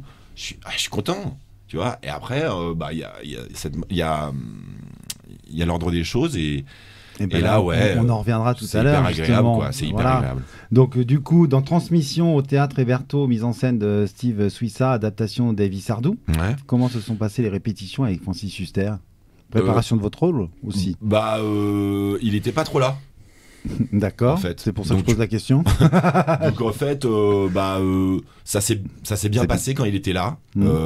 Et quand même, je rencontre un monstre. Oui, c'est un... je vais juste dire une chose, c'est un monstre. C'est un monstre. C'est un monstre parce que moi j'ai joué avec lui, donc Cyrano. Il est arrivé le premier jour, il savait son texte du début jusqu'à la fin. Ouais. Le premier jour, ouais. C'était incroyable. Et Savary, on a monté Cyrano de Bergerac en 5 semaines, ce qui est complètement fou. Ouais. Et sur ces 5 semaines, Savary, il n'a pas été là 2 semaines parce qu'il faisait un truc aux Galeries Lafayette. Et lui, il n'a jamais rien dit. C'est un monstre de travail, Francis. Mais c'est là que je m'en suis aperçu, si tu veux. C'est dans cette expérience. C'est-à-dire que moi, je répétais... et chaque moment avec Francis était des moments d'intense concentration. Tout à l'heure, je te disais que c'était de la concentration, le théâtre. Là, c'était à un niveau dingue, quoi. Mais un peu comme à chaque fois, comme avec François Berléand, comme avec Richard Berry, comme avec des gens du subventionné, comme avec Philippe Torreton, comme avec Christiane Cohen-Dick, avec Michel Faux. C'est des gens d'un seul coup, ils t'emmènent dans une concentration où le temps se dilate, si tu veux. Et où, du coup, tu arrives à être maître de tout ce que tu fais. Et c'est hyper agréable. Et du coup, le travail avec Francis et surtout, en fait, les représentations ont été un pied, un bonheur total qui s'est fait complètement coupé par la première vague du coronavirus. On a joué 16 fois Transmission. Et pour le qui coup, a très bien marché et malheureusement je suis très ouais. C'est une pièce qui reprendra? Non, je crois pas. Non. Et c'est un goût amer. Mais oui, je me doute. En tout cas, comment se déroulent vos préparations pour jouer les rôles totalement différents? Parce qu'à chaque fois, il faut vous réinventer. Comment vous jouez, votre rôle pour vos préparations? Moi, c'est très musical. J'ai eu de la chance que mes parents, notamment le grand devant moi, là, me mettent très tôt à la musique. Et notamment... ça nous a coûté un bras. Ouais, c'est ça, ouais. C'est pour ça qu'ils faisaient du BTP, voilà. Pour que je fasse de la flûte dans une salle, une salle fermée sans fenêtre. Mais c'était cool. Après avoir fait le Conservatoire National Supérieur de Dramatique, je suis retourné de faire du BTP. Tu te rends compte? Pauvre bichon. Et donc du coup... si tu veux, c'est vrai que moi, j'ai eu une révélation à 13 ans quand j'ai fait de la batterie. Voilà, et donc maintenant, moi, je travaille mon texte que musicalement. Et ensuite, pour tout ce qui est du caractère du personnage, de l'univers et tout ça, là, je me documente énormément. Je fais une espèce de recherche, de bouillabaisse entre l'acteur studio qu'on connaît des films américains et des acteurs américains et le travail de Brecht et de la distanciation qui est plutôt fait par les gens comme le théâtre chinois, l'opéra chinois, les Russes, etc. Donc si tu veux, c'est un peu chacun a sa popote. Je sais pas ce que bien sûr, t'en penses, papa, mais c'est ça. Chacun a sa popote, chacun a son secret. Ouais. Jouer, c'est avoir un secret. Jouer, c'est avoir quelque chose à l'intérieur. Ça, c'est très vrai. Dont on va distiller cette chose-là. Voilà, il faut maîtriser cette chose-là comme une marionnette. Et bon, je trouve que Valentin, si je peux donner mon avis, bien sûr, justement, il est vraiment très fort. Ah mais oui. Non, mais vous êtes tous les deux très forts. Et on parlait de popote tout à l'heure. Non, mais vraiment dans. On parlait de popote tout à l'heure. Ah non, mais je suis sûr et certain. Et en tout cas, on parlait de popote tout à l'heure. Et là, on va faire autre chose. Vous aimez le côté jardin, vous aimez les fleurs. Vous aimez le bien-être. J'aime la nature. Mais je sais, c'est pour ça que j'ai fait vraiment des thèmes bien précis. On va aller côté jardin, un conseil de Christelle. Alors, il est important de préciser, on va se retrouver au musée de Giverny. On en voit. Merci beaucoup. Bonjour à tous. Aujourd'hui, nous sommes dans un endroit magnifique. On appelle ça chez un horticulteur, et bien exactement, on est directement chez le producteur. Je suis accompagné de Christelle qui va nous parler un petit peu des fleurs. On est au mois de mai, et oui, et au mois de mai, fais ce qu'il te plaît. Mais fais ce qu'il te plaît, il faut peut-être attendre les seins de glace. Alors elle va nous dire un petit peu ce qu'il faut planter, pas planter, et puis nous donner un peu de bonheur. Bonjour Christelle. Bonjour à tous. Voilà. Alors dites-moi tout Christelle. Alors qu'est-ce qu'il faut planter maintenant qu'on est au mois de mai? Oui, alors au mois de mai, avant, faut attendre vraiment les seins de glace. Donc c'est conseillé. Donc les seins de glace, et en principe, c'est toujours le 11, 12, 13 mai. Donc on dit toujours à partir du 15 mai, on peut planter nos annuels. Dans les annuels, par exemple, on a les géraniums. Donc là, on se retrouve avec les géraniums. Voilà.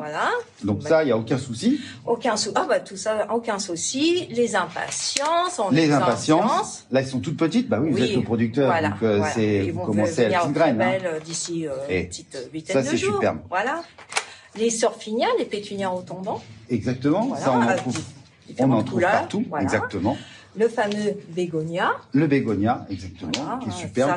Qu'on retrouve très souvent dans les villes aussi, dans les ronds-points. Oui, tout à fait. Donc, tout ça, c'est des fleurs classiques, mais on trouve beaucoup dans les communes parce que l'entretien est facile. D'accord. Voilà, donc, et aussi les plantes de tomates. Et voilà, les légumes, dont les tomates, les courgettes, les concombres, les melons. Voilà, on trouve différentes sortes de légumes à la serre et différentes plantes annuelles pour la plantation pour le printemps. Ah ben voilà, donc l'été va être bien en fait. On va avoir un bel été, on va avoir un très bel été.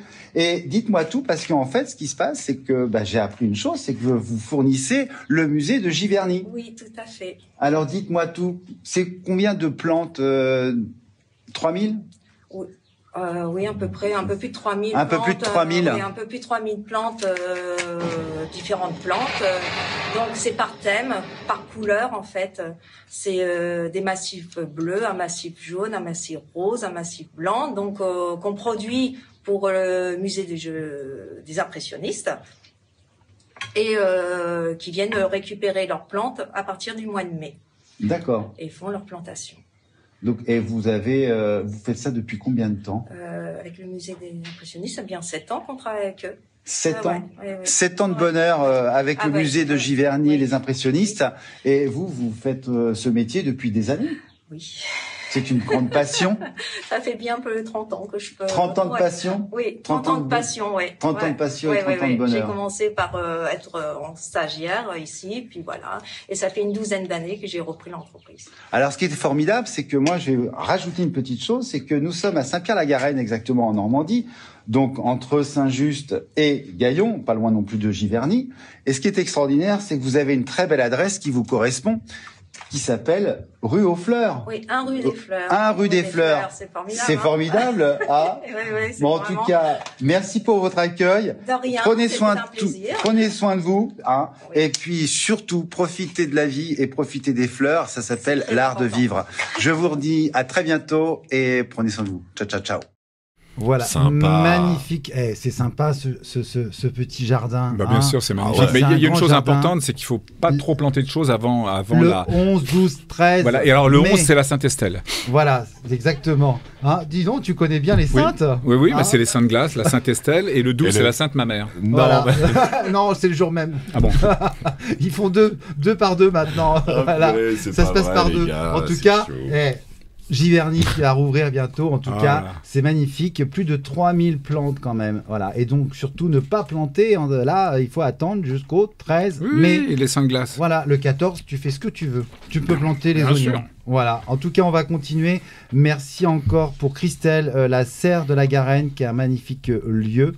Allez-y le découvrir. Vous n'êtes pas obligé d'acheter, mais au moins de découvrir. Thierry, on va continuer. 2005, vous participez aux ateliers d'écriture avec des apprentis au CFA. Oui, alors c'est depuis. Voilà, d'accord. Donc vous remportez 10 prix de public de jury. Vous avez toujours ce désir de transmettre et d'enseigner à des jeunes comme ça? Oui, mais soyons... C'est très beau. C'est très très beau. Moi, je trouve ça génial. Merci beaucoup, mais soyons très honnêtes. C'est aussi parce que à ce moment-là, je ne joue pas. C'est vraiment les deux, quoi. Je ne joue pas, alors qu'est-ce que je fais ? Il y a cette proposition de travailler avec des apprentis. Alors, est-ce que je le fais bien, est-ce que je le fais mal ? Moi, j'essaye de le faire même pas bien, j'essaye de le faire d'une manière mais exceptionnelle, quoi. Vraiment, je prends les mecs, des apprentis carrossiers, des apprentis boulangers. Là, cette année, j'ai des apprentis en déménagement, et puis je m'adresse à eux comme à des acteurs. C'est-à-dire que j'y vais, quoi, à fond. Et les mecs, ils comprennent rien, quoi. Mais ils y vont, quoi. Ils y vont, on écrit ensemble. Et donc, depuis 15 ans que je fais ça, j'ai remporté une dizaine de prix. Et donc, voilà, c'est une grande satisfaction. C'est très dur. Oui, très dur. Certainement. C'est très dur. Très dur, mais ça apprend beaucoup. Oui, et puis je côtoie plein de comment dire, j'ai des carrossiers, ça c'est extraordinaire, des pâtissiers, des gens dans le déménagement, des maçons, pardon ? Tout métier. Tous les métiers, voilà. Bravo. Alors, on va continuer. Vous publiez votre livre Salut. Voilà, ça c'est très important. Salut les applaudissements. Salut les applaudissements. Oui. En 2015, aux éditions Rive Neuve, vous dévoilez le revers du métier, la face cachée de la profession. Bah oui, parce que être acteur est une vocation. Oui, parce qu'à ce moment-là, ça devient tellement difficile. Et j'ai une proposition, là aussi, que je ne peux pas refuser, c'est de jouer une pièce qui s'appelle De si tendres liens au Théâtre Mouffetard. Et j'ai tellement besoin de travailler que je ne me rends pas compte que c'est un tout petit rôle, quoi. Et je me rends compte seulement le jour de la première. Oui, parce que quand on répète, je viens tout l'après-midi répéter, donc ça va, je travaille, je suis un comédien qui travaille, c'est formidable, quoi. Et puis le jour de la première, je viens et je me rends compte que je vais rester sur 1h30 de spectacle, je vais rester 1h15 dans ma loge. Oh, dès le premier jour, une angoisse, mais absolue, quoi. Et la pièce a du succès. Oui. La pièce a du succès. Il y a sur les colonnes Maurice, partout, on voit Thierry de Carbonnière. Tous les copains, c'est génial et tout. Ils viennent me voir. J'ai une scène et demie. J'ai une phrase. Je dois dire le taxi est garé un peu plus loin. Non, c'est un rire nerveux. Enfin, en fait, j'ai un peu plus que ça, mais j'ai presque rien, ouais, quoi.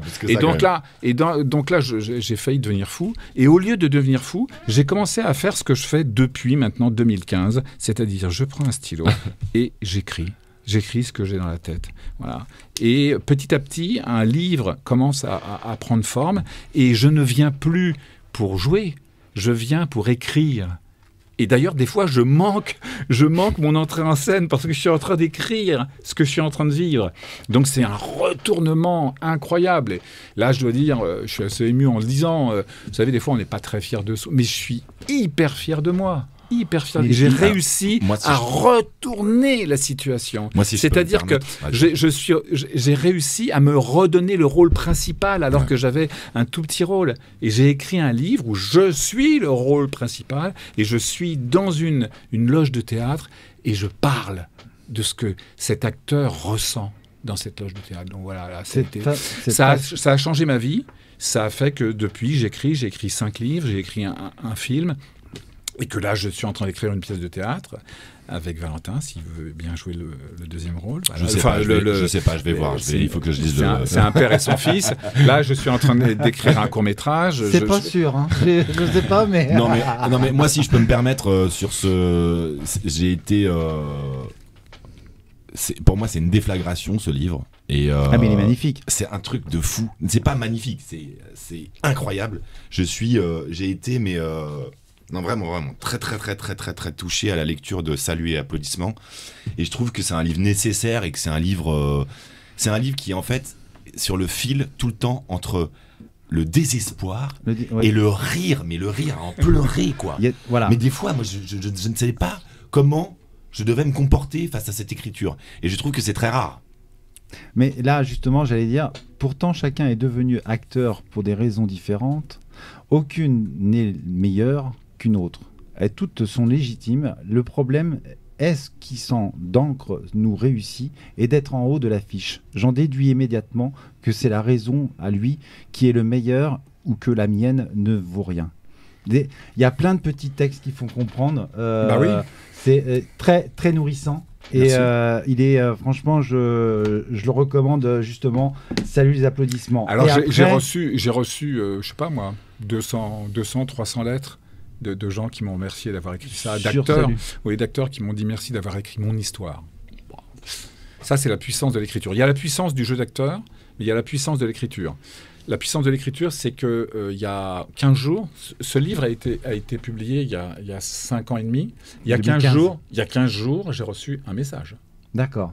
De quelqu'un qui a lu le livre. Ouais, c'est trop cool. Ça, c'est la puissance de l'écriture. Ça, c'est top. Non, franchement, il est superbe. De toute façon, c'est un acteur dévoile l'étonnante cruauté de son métier. Voilà. Alors, on continue avec Ils me reconnaissent en 2018. Donc ça, c'est après mon expérience dans Plus belle la vie et l'expérience de passer philo dans votre série de quelqu'un qui a une seule phrase, quoi, et puis de passer, mais directement, c'est ça qui est incroyable dans ce métier, de passer directement à quelqu'un qu'on reconnaît dans la rue, qu'on reconnaît dans l'avion, qu'on reconnaît partout, quoi, à la plage, partout, quoi. Donc voilà. Et donc il a fallu que j'écrive aussi là-dessus. Qu'est-ce que ça fait à un comédien d'avoir autant de reconnaissance et comment c'est vital en fin de compte. Moi, j'ai adoré ça. C'est important ils nous me reconnaissent. Mais c'est hyper important, c'est très agréable d'aller dans la rue et qu'il y a des gens qui vous reconnaissent. C'est extrêmement important. Ils vous relégitiment à chaque fois. Ils vous relégitiment, ils vous réassurent. Et surtout que le prof de philo dans la série, c'est un roman initiatique. Il est poignant un peu, pas si simple de devenir acteur, mais pour comparer votre génération à celle de Valentin, entre cette série. Je sais pas du tout. Je sais pas. Est-ce que c'était plus dur à mon époque? Est-ce que c'est plus dur maintenant? Moi, j'ai vécu des choses difficiles dans les années 90, donc je peux pas dire que c'est plus difficile maintenant. Non, je crois pas. Chaque époque a ses difficultés, et donc voilà, quoi. Chaque génération. Oui, Chaque génération. Comparer les générations, c'est difficile. C'est très difficile, exactement, parce qu'on ne peut pas, entre ce qui est dans les années 80 et 90, là, on est dans une nouvelle ère, il faut le savoir, ça c'est important, je pense qu'on est d'accord. Oui, et puis là, en ce moment, c'est spécial. Et là, c'est très spécial, voilà. Donc, par contre, il y a quelque chose qui est formidable, vous avez fait aussi une seconde. En une seconde. Une seconde. Alors, suite à la disparition de votre père, vous prenez conscience de l'expérience et d'exister, de l'importance du père de votre propre vie. Ce message de réflexion sur la vie s'adresse à nous tous. Alors, d'abord, l'écriture, c'est un rapport à soi-même, c'est un rendez-vous avec soi-même, toujours. Et puis après, cette chose-là, elle part, et puis chacun en fait ce qu'il veut. Et donc, oui, la lecture de ça, je crois que c'est les gens qui ont perdu quelqu'un, ou même peuvent lire ça et comprendre que chaque instant que nous vivons, je crois que c'est Octave Mirbeau qui disait tous les vivants ont de la chance. Voilà, on est là tous les trois ensemble. Il y a des gens qui sont là, qui nous regardent. C'est un moment, voilà, qu'il faut apprécier, Et je dois dire qu'avant la mort de mon père, je n'arrivais pas à comprendre ça. Je n'arrivais pas à comprendre cette chose-là. Alors dans ce livre, moi, je me suis reconnu par rapport à mon grand-père qui est parti. J'étais proche, j'ai encore mon père, et je pense que je le comprends même un peu. Ça prévient un petit peu à la fois. Mais celui qui a encore son père ou sa mère, ça prévient tout de suite. On va dire tout de suite aux gens, si vous avez votre père ou votre mère qui est encore vivant, appelez-le ou appelez-la, et puis allez la voir, allez l'embrasser. Vous la prenez dans vos bras et vous lui dites je t'aime, juste comme ça, c'est tout. Même s'il s'est passé des choses difficiles, parce qu'une fois qu'il sera parti, vous ne pourrez plus le dire. C'est-à-dire que moi, là, je ne peux pas téléphoner à mon père. Je ne peux pas. J'aimerais. Et en tout cas, page 35, je crois que j'espérais trop de la vie. Je crois que j'espérais quelque chose insensé et qu'un coup de baguette magique me transforme en un autre. Voilà. Tu sais, papa, les gens, l'endroit du temps, tout m'a toujours paru trop bien. Pour moi, le salut toujours ailleurs, que vont-ils me penser de toi, accompagne chacun de mes gestes, chacun de mes actions. Et aujourd'hui, c'est ça. Merci. Mais très très très beau texte. Merci Thierry, parce que c'est avec le dessin de Lancelot justement, Le Carbonnière, qui est dessinateur. Et alors après, voilà. Et après on passe Bref de métro. Alors là, il y en a eu un en 2018, un en 2021 qui est celui-ci justement qu'on peut voir. Bref de métro, l'ancien, le nouveau. Voilà. C'est tellement vrai.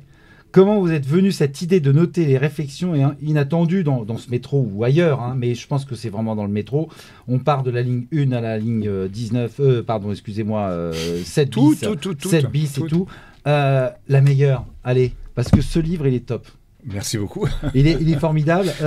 Ça vient d'abord de ce livre-là. C'est-à-dire que ce livre-là me fait prendre conscience qu'à chaque instant... je peux le vivre, j'ai droit de le vivre, je suis chez moi sur Terre, donc si j'ai envie de créer n'importe où, vous voyez là j'ai un stylo, je peux écrire quelque chose n'importe où, et donc et dans le métro, pourquoi pas écouter les conversations, j'adore, je suis curieux, quand deux personnes parlent ensemble, je me demande de quoi elles sont en train de parler. Quel est le rapport hiérarchique, le rapport amoureux. Je suis tout le temps en train de rêver sur les gens. Et donc, voilà, j'ai commencé à écrire. Tout en écrivant, en fait, sur un livre ou quelque chose. Ah, n'importe où, ouais, tout le temps. Alors, dans le premier, il y a une histoire qui est vraiment formidable. Vous m'aviez raconté, et puis je l'avais lu, justement l'histoire le mec est dans le métro. Ah oui. Et, il y a un mec qui téléphone dans le métro juste à côté de moi, et il téléphone à sa femme, puis il lui dit mais je peux pas là, j'arrive à Fontainebleau, alors qu'on est dans le métro quoi. Donc il dit mais je peux pas venir parce que j'arrive à Fontainebleau, on était à Richelieu-de-Drouot quand même, donc ça c'était pas mal. Donc lui je l'ai suivi, et puis j'ai bien écouté. Il devait pas être confiné à plus de 10 km lui à l'époque. Et donc dans celui-ci, est-ce qu'il y en a une que vous voulez lire, ou une petite ou que vous connaissez par cœur ou quoi? Non, mais c'est vrai que la... C'est génial, c'est génial. Qui n'a pas entendu des bêtises dans le métro? Ouais, carrément. Ah oui, celle-là, je ne vais pas la lire entière, mais ça, c'est au début de la pandémie, il y a un mec qui dit à l'autre, de toute façon, c'est une grosse grippe. C'est une grippe, ton truc. Et l'autre, tu dis, 30 000 morts, tu appelles ça une grippe. Mais regarde les statistiques, on est à peine au-dessus d'une grippe sévère, je te dis, n'importe quoi. Et pourquoi tu portes un masque? Parce que j'ai pas le moyen de dépenser 130 € à chaque coin de rue. Et après, il arrête pas de lui dire, mais ton masque, il sert à rien. Un jour, il te fout une amende, et si t'en portes pas, tout son contraire, faudrait savoir. Et donc, voilà, les masques empêchent la diffusion. Sans les masques, il n'y aurait plus de morts. C'est vrai, mais bon, il faut savoir ce qu'on veut. Soit on vit avec pendant 5 ans et toutes les emmerdes, soit un bon coup de grisou et on repart tout neuf. Et l'autre, il lui dit, c'est ça, un bon coup de grisou, c'est 100 000 morts. Et puis voilà. Donc, c'est des discussions autour du Covid, ça. Voilà, là, il y a le Covid, mais après, il y en a d'autres aussi qui sont... Et ça a été écrit un petit peu avant le... Ça a été écrit avant et pendant. D'accord. Et j'ai vu arriver le Covid, c'est-à-dire que j'ai vu arriver des discussions qui tournaient que autour de ça. Oui, évidemment. Ça devait être assez marrant à la fois, puis impressionnant aussi, la bêtise humaine des fois, ou des choses un peu vraies. Aussi. Le mec qui dit que c'est une grosse grippe, quand même, il y a quelque chose qu'il n'a pas compris. Oui, tout à fait. Donc on est même dans le RER-B, on est même ligne 7 bis, RER-E, il y a même la navette. Oui, et on finit dans les œufs à Superbès, dans le téléphérique, parce que les conversations du métro, c'est des conversations où les gens sont tassés. Dès que les gens sont tassés, on retrouve exactement les mêmes conversations. C'est-à-dire des conversations intimes juste à côté. Voilà, c'est ça. Ça devrait s'appeler Bref d'œuf. Ça, c'est autre chose. J'aime bien ton verlan, Valentin. En tout cas, Bref de métro, saison 2. Il y aura une saison 3 ? Oui, bien, on va voir. Je fais ça très tranquille. Parce qu'il y a les nouvelles lignes de métro qui s'allongent. Par exemple, le Grand Paris. Qui va aller le Grand Paris et tout. Paris, ouais. Donc, à mon avis, il y aura encore des très belles saisons. Merci Thierry. On va passer à une page musicale avec Frédéric Arnaud, un chanteur, auteur, compositeur. Je bois la vie. Merci.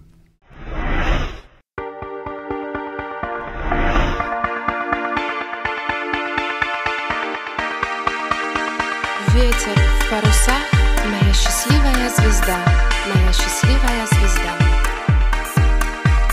Je bois mon enfance et à mes premières fois, je bois l'insouciance, une empreinte de toi. Je bois nos délires, je bois ta folie, je bois nos fous rires, je bois tes envies, je bois tes lèvres à l'amour qui s'allume.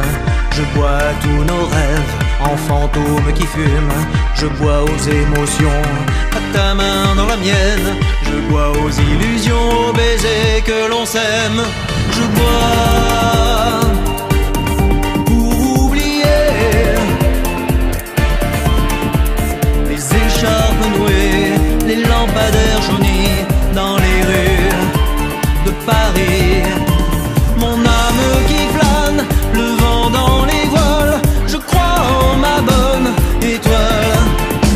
Je bois à la vie je bois. Et ma vie, c'est toi.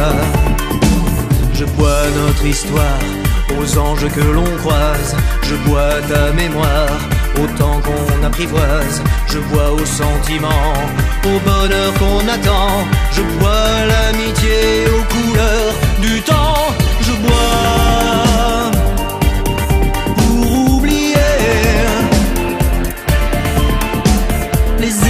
écharpes nouées, les lampadaires jaunis dans les rues de Paris.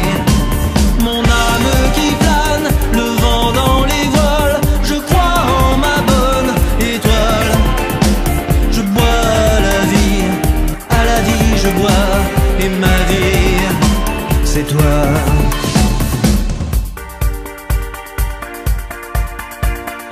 Ветер в парусах, моя счастливая звезда, моя счастливая звезда.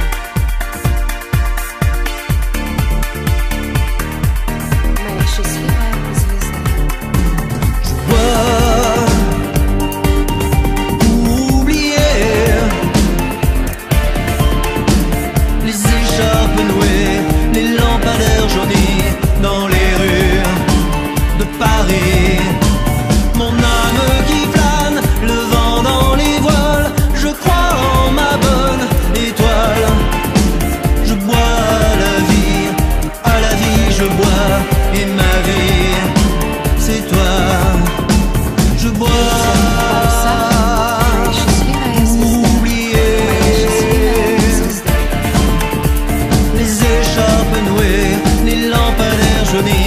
Dans les rues de Paris, je bois. Oublier,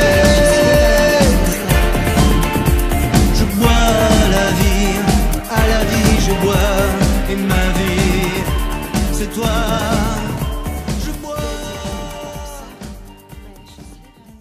Frédéric Arnaud, vous pouvez le retrouver sur YouTube, vous pouvez le voir aussi sur Facebook. En tout cas, c'est un magnifique artiste avec plein de chansons et qui sait boire à la vie. En tout cas, il la boit, mais il la boit avec plein de bonheur. On va continuer, mon cher Valentin.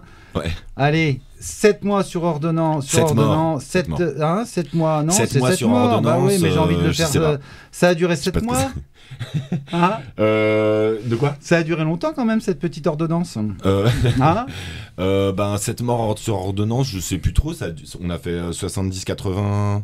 Ouais, 70-80 représentations. C'était long et intense, et c'était un bonheur. Mise en scène de donc Anne Bourgeois, voilà, au théâtre Héberto avec Bruno Volkovitch. Ouais. Bruno Volkovitch qui était au conservatoire avec moi. Tout à fait. Et c'est ça qui est marrant, parce que vous avez beaucoup d'acteurs en fait. Vous avez, ils se sont croisés. T'as raison. Plus ou moins, mais j'ai remarqué que dans votre CV, vous vous retrouvez. Regarde, Berléand. Ouais. Voilà. Francis Huster aussi. Ouais. Voilà. Donc Francis, il doit se dire après le père, c'est le fils. Voilà. Non, mais c'est beau de partager des choses comme ça. Puis c'est pas anodin. Moi, je trouve ça superbe. Cette histoire de pouvoir d'argent et d'honneur, inspirée de faits réels, vous a peut-être marqué plus que d'autres. Ouais, à fond. Parce que c'est quand même quelque chose. C'était une grande. Bruno Volkovitch, Claude Aufort. Plein d'acteurs incroyables. Jean-Philippe Bèche. Il y a Jean-Philippe Bèche. Jean-Philippe Bèche. Voilà, oui, et Julie de Bazac. Voilà, qui est dans Demain nous appartient. Ouais, super, incroyable rencontre avec Julie, avec tout le monde en fait. Francis Lombraille, qui était donc du coup le directeur, l'auteur de l'adaptation et qui jouait le commissaire, super acteur, super auteur et super directeur. Bruno Pavio, un casting incroyable, des rencontres incroyables, une rencontre avec une histoire, un scénario d'abord, donc le film avec Piccoli et Depardieu.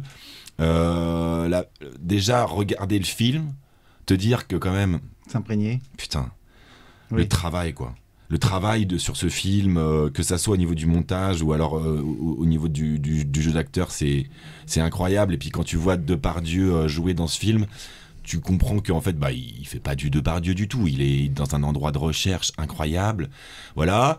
Se documenter par rapport à tout l'univers de la chirurgie, où là, tu te rends compte qu'en fait, ça fait pas longtemps qu'on sait ce qu'on fait. Parce que on est quand même passé par beaucoup d'expériences pendant les guerres, etc., pour comprendre le corps humain. Et que du coup, en fait, voilà. Et puis...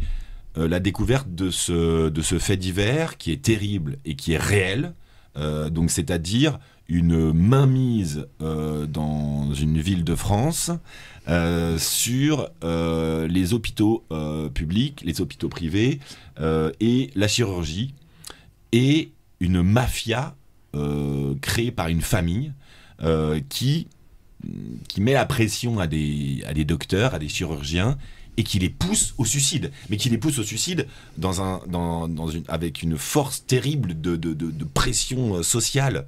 Et donc du coup, moi je joue le premier chirurgien qui se tue et qui tue toute sa famille à la carabine, à cause de cette famille qui a un énorme pouvoir sur la chirurgie. Et 15 ans plus tard, Bruno Vukovic joue le deuxième chirurgien qui tue sa femme et qui se tue.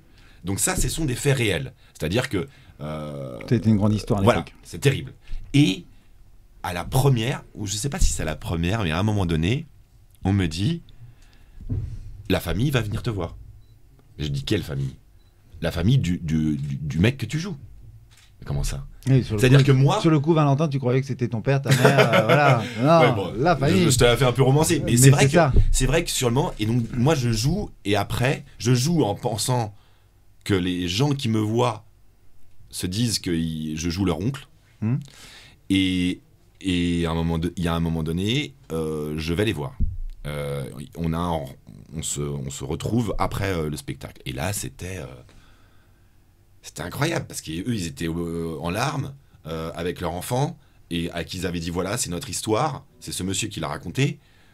Et moi, je me rends compte de l'impact que peut avoir le théâtre, si tu veux, en termes social, en termes politiques, ce qu'il est à la base. C'est-à-dire la catharsis, le fait que les gens viennent voir des gens qui vivent des choses pour eux. Donc du coup, chose incroyable, et c'est vrai que du coup, oui, le rôle est incroyable, sublime, le rôle a été incroyable. Le rôle a été superbe, parce que suite à cette pièce, vous recevez le Molière de la révélation masculine. Donc là, comment avez-vous vécu cette distinction ? Bah Guedin, moi à la première, oui, t'as pas compris. Excuse-moi, papa, il a pas compris. Dingue. Voilà, on va traduire. En tout cas, oui, voilà, vous restez vigilant et exigeant à la fois. Non, bah si tu veux, à la première, il y a un mec qui me dit, vous allez avoir le Molière. Je dis, quoi tu me parles, toi ? Enfin, je connais pas ce mec, il est tout petit, il a une tête bizarre, il me dit, vous allez avoir le Molière, Valentin de Charbonnière, vous allez avoir le Molière. Je dis, c'est pareil, il est fou. Et en fait, au fur et à mesure, les gens me disent, putain, mais moi, j'en ai rien à foutre. Enfin, tu vois. Et puis après, je suis sélectionné et tout. Premier tour. Je dis, qu'est-ce que c'est cette histoire ? Puis après, on me dit de venir habillé en costume, tu vois. En pingouin. Putain, avec ma meuf. on lui dit, putain, truc de fou. Et après, je suis sur les sièges comme un crétin, comme ça, en pingouin, avec ma femme bien coiffée. Puis on dit, bah c'est Valentin de Charbonnière qui l'a. Mais ils sont tarés, ils ont pas compris, tu vois. Enfin bon, puis bah moi maintenant on me dit que j'ai un Molière, alors là c'est dingue, le truc de Molière c'est dingue. Mais c'est bien. En fait tout le monde, oui c'est bien, ça fait, les gens ils disent c'est les Molières, et oui. C'est Molière de la révision masculine 2019. Voilà. Sans parler du Molière d'être récompensé. Ah voilà, on va parler. Voilà, faut faire gaffe, ouais. Voilà. L'ego, exactement. Chaud, c'est pour ça j'en ai beaucoup. C'est pour ça qu'il faut rester vigilant et à la fois exigeant. À fond. Hein. À fond. Et Thierry, donc bien content, je suis très heureux. Oh bah là c'est quelque chose qui dépasse, voilà.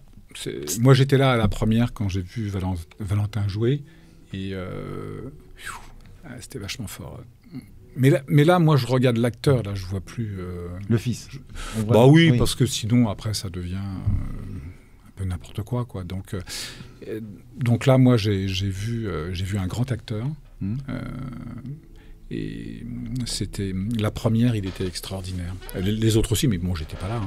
Mais la première, c'était très impressionnant, ce qu'il a fait, très impressionnant. Mais d'ailleurs, papa a toujours été un peu comme ça, c'est-à-dire que si je suis tombé amoureux petit à petit de ce métier, et pourquoi je fais ça aussi, c'est parce que chez mon père, il y a cet endroit qui vient de tout ce que vous avez dit, le sport, tout ça. Il y a la discipline, si tu veux.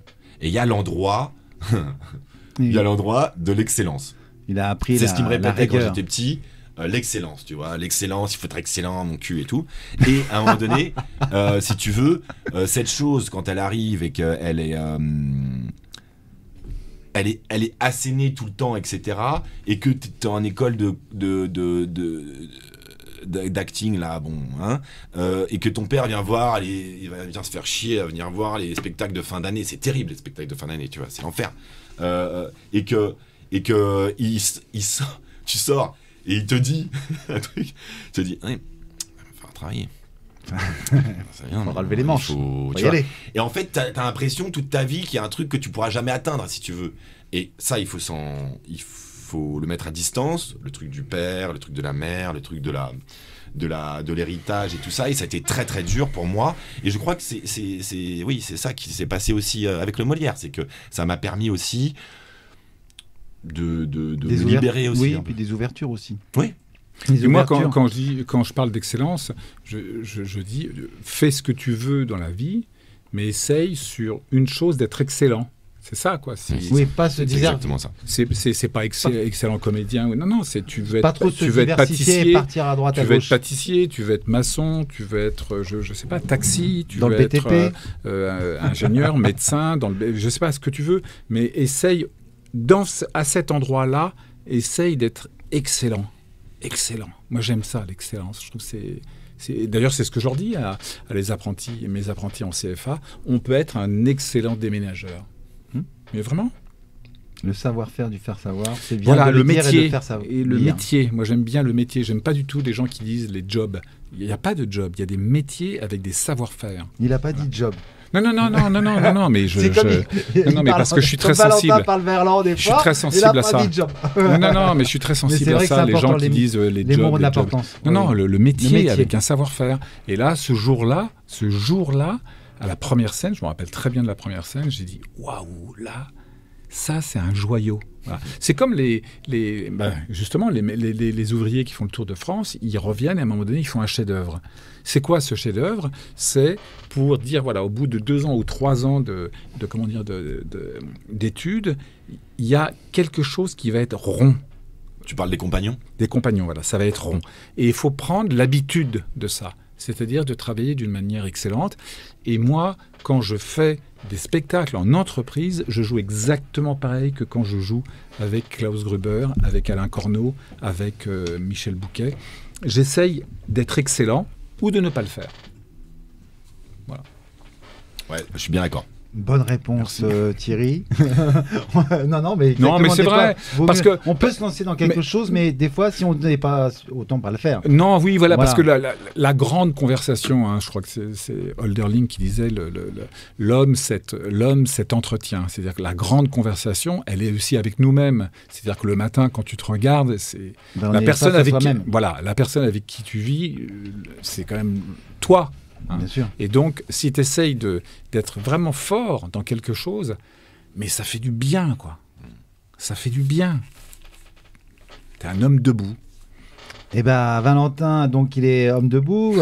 Et justement, quel regard portez-vous sur votre parcours? Parce que vous dites, j'ai toujours voulu être quelqu'un qui se construit seul.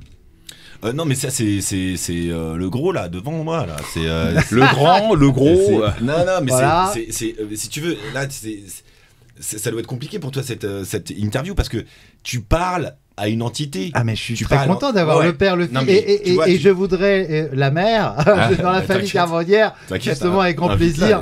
Justement, parce que c'est une grande comédienne aussi au théâtre. Ça doit être difficile pour toi parce que c'est une entité, c'est-à-dire c'est le père et le fils. Donc quand tu me demandes quelque chose, c'est-à-dire oui, tu voulais te construire seul et tout, c'est parce que Thierry de Carbonnière, mon père, me disait quand j'étais petit, tu sais, parce qu'il il disait, tu sais, dans la vie, on naît et on meurt seul. Et moi, ça m'a toujours rendu dingue, cette histoire. Comment ça, on naît et on meurt seul? Pas du tout, mon pote. Il y a plein de gens, il y a plein d'amis, il y a la famille, qui est de quoi il parle. Et en fait, il était en rapport avec ce qu'il a écrit après, plusieurs années plus tard, avec cette solitude du théâtre, de la difficulté de faire du théâtre. Vous le retrouvez justement dans ce livre-là. Exactement, et dans en une seconde, et ils me reconnaissent, et on va tous les dire. Mais en tout cas, il voulait que je comprenne que la vie, c'est magnifique. Mais il y a des moments, il faut savoir qu'on est un peu seul, quoi. Exactement. Et c'est vrai que, du coup, il y a des... Ouais, et notamment, il y a quand j'ai commencé à faire du théâtre après le Conservatoire national, dans les spectacles de théâtre privé, dans les théâtres de spectacles subventionnés, il y a eu un moment donné, si tu veux, je savais bien, je comprenais bien que ce que je faisais, c'était pas ce que j'avais envie de faire. Et je suis parti au Japon pour essayer d'écrire une thèse, n'importe quoi. Et j'ai jamais écrit cette thèse sur la tradition et la modernité au sein de l'artiste japonais. Par contre, j'ai fait 125 heures d'interview et je suis revenu avec une pièce de théâtre que j'ai écrite à moitié en français et grâce à des interprètes à moitié en japonais, qui s'est joué en finale du concours des jeunes metteurs en scène du Théâtre 13. Et si tu veux, c'est ce moment-là en fait où j'ai compris que je voulais être comédien.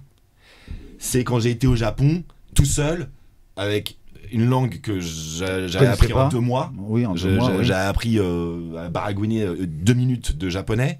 Et je me suis retrouvé en face de mecs. Putain, mais la discipline pour eux, c'est pas le même mot que le nôtre, tu vois. C'est pas la J'ai rencontré des mecs qui travaillent avec Satoshi Miyagi, les mecs de la SPAC, qui font des trucs à la cour d'honneur du Palais des Papes. Les gars, pour Satoshi Miyagi, il adore les acteurs, mais pour lui, être un acteur, c'est être un moine guerrier. Et je l'ai dit en début d'émission. Et ça, j'adore. C'est-à-dire, à n'importe quelle heure du jour et de la nuit, tu dois être prêt. Physiquement, ça, c'est mon père qui me l'a donné, cet endroit de faire attention à son corps et tout ça, machin. Et mentalement, dans une espèce de densité, de concentration. Et ça, c'est tous les gens, c'est ma mère, c'est mon père, c'est tous les gens que j'ai rencontrés. Mais donc, du coup, si tu veux, cette chose-là, tu parlais, je rebondis sur ce que tu dis, de la solitude. Tout à fait. C'est un peu, si tu veux, ce que j'ai essayé de chercher et ce que j'ai trouvé au théâtre. Et vous le trouvez aussi, Valentin, vous reprenez le spectacle de Miss Nina Simone bientôt.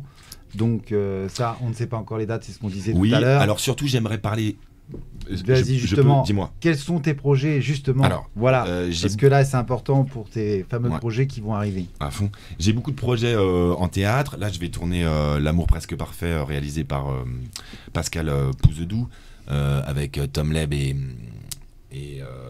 plein d'autres super acteurs.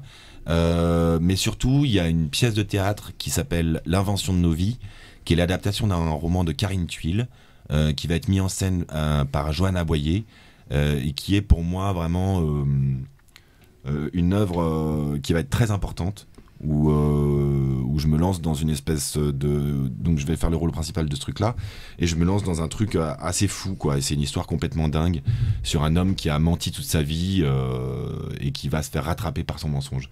Parce que comme on dit, le mensonge permet d'aller très loin, mais il ne me permet pas d'en revenir. Tout à fait. Et donc voilà. Donc alors ça c'est l'invention de nos vies. Ça va se jouer d'abord en tournée, puis ensuite au Festival d'Avignon 2022, et ensuite au Théâtre Rive Gauche. Il y a aussi donc dans le théâtre subventionné, ça c'est dans le théâtre privé. Dans le théâtre subventionné, il y a aussi 2 pièces de théâtre qui ont été mises en scène par Astrid Baya, qui est une très grande collaboratrice. Donc un Médée qui va se jouer à la scène Tropicatrium. Alors je sais plus, c'est en Martinique, en Guadeloupe, vous m'excuserez, je suis désolé. Et une pièce qui va se jouer au Lavoir Moderne, qui est sur l'hermaphrodisme, qui s'appelle Je suis bizarre, où je fais le père d'une jeune hermaphrodite, et c'est complètement incroyable. Voilà. Et il y a aussi un film là, dans peu de temps, où tu vas tourner aussi. Là, tu m'as parlé d'un film. L'amour presque parfait. L'amour presque parfait. Alors ça, c'est la série, ouais. C'est la série qui va commencer. Tout à fait, qui est en début de tournage. Ouais. En début de tournage, donc ça sera peut-être pour la rentrée ou en fin d'année fin d'année 2021, début 22, on va dire. Ouais, sans mettre en boîte. Ouais, je sais pas. Voilà. En tout cas, très bon tournage en tout cas. Merci. Et je voudrais juste dire une chose. Vous faites des voix. Ah oui. Pour la pub, la radio, enfin bref. Le doublage. Vous faites des doublages et vous nous mettez au parfum. Alors on va écouter juste quelque chose qui s'appelle Les Deux Frères. Juste entendre. Il était une fois un homme qui avait 2 fils. L'aîné était beau et fort, le cadet faible et difforme. Aussi le grand méprisait-il le petit. Le jeune ne tarda pas à prendre ombrage de ce mépris et il décida de s'en aller loin, bien loin, de par le monde. Après avoir marché longtemps, il rencontra un charretier sur la route. Il lui demanda où il allait ainsi, et l'homme lui répondit qu'il transportait les trésors des nains jusqu'à la montagne de verre, où il devait les leur remettre. Le petit voulut savoir encore ce que le charretier recevrait pour prix de son labeur. Magnifique. Alors là, la voix me fait... allez, franchement, les filles, les mecs, je ne sais pas, en tout cas, faites comme vous voulez. Cette voix des deux frères, bon, il y a aussi un parfum aussi, homme pour homme, voilà, je ne dirais pas d'autre. Après, c'est euro machin, enfin voilà. Ce que tu as trouvé, ça, c'est ce qu'on appelle des démos. Des démos, des bandes démos, voilà. Ouais. Mais là, les deux, magnifique. Mais ta voix, parce que franchement, même le père, oui. Thierry, vous avez des voix vraiment waouh. T'as pas entendu les frères. Et les sœurs non plus, les frères et mes sœurs.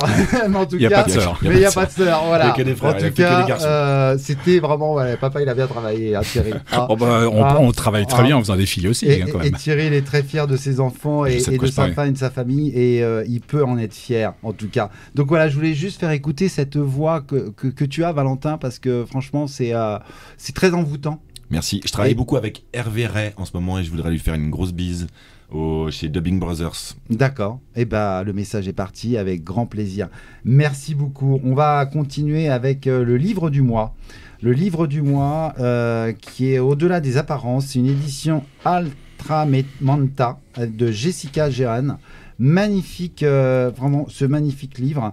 Donc ce magnifique livre, voilà, Jessica m'a demandé de vous l'offrir. Il est dédicacé. Il y en a un pour donc Thierry de Carbonnière. Voilà Thierry, je t'offre ce livre dédicacé de la part de Julien, Jessica. Merci Jessica. Et là, tu as le livre Jessica nous suit en direct et tu as aussi pour toi Valentin.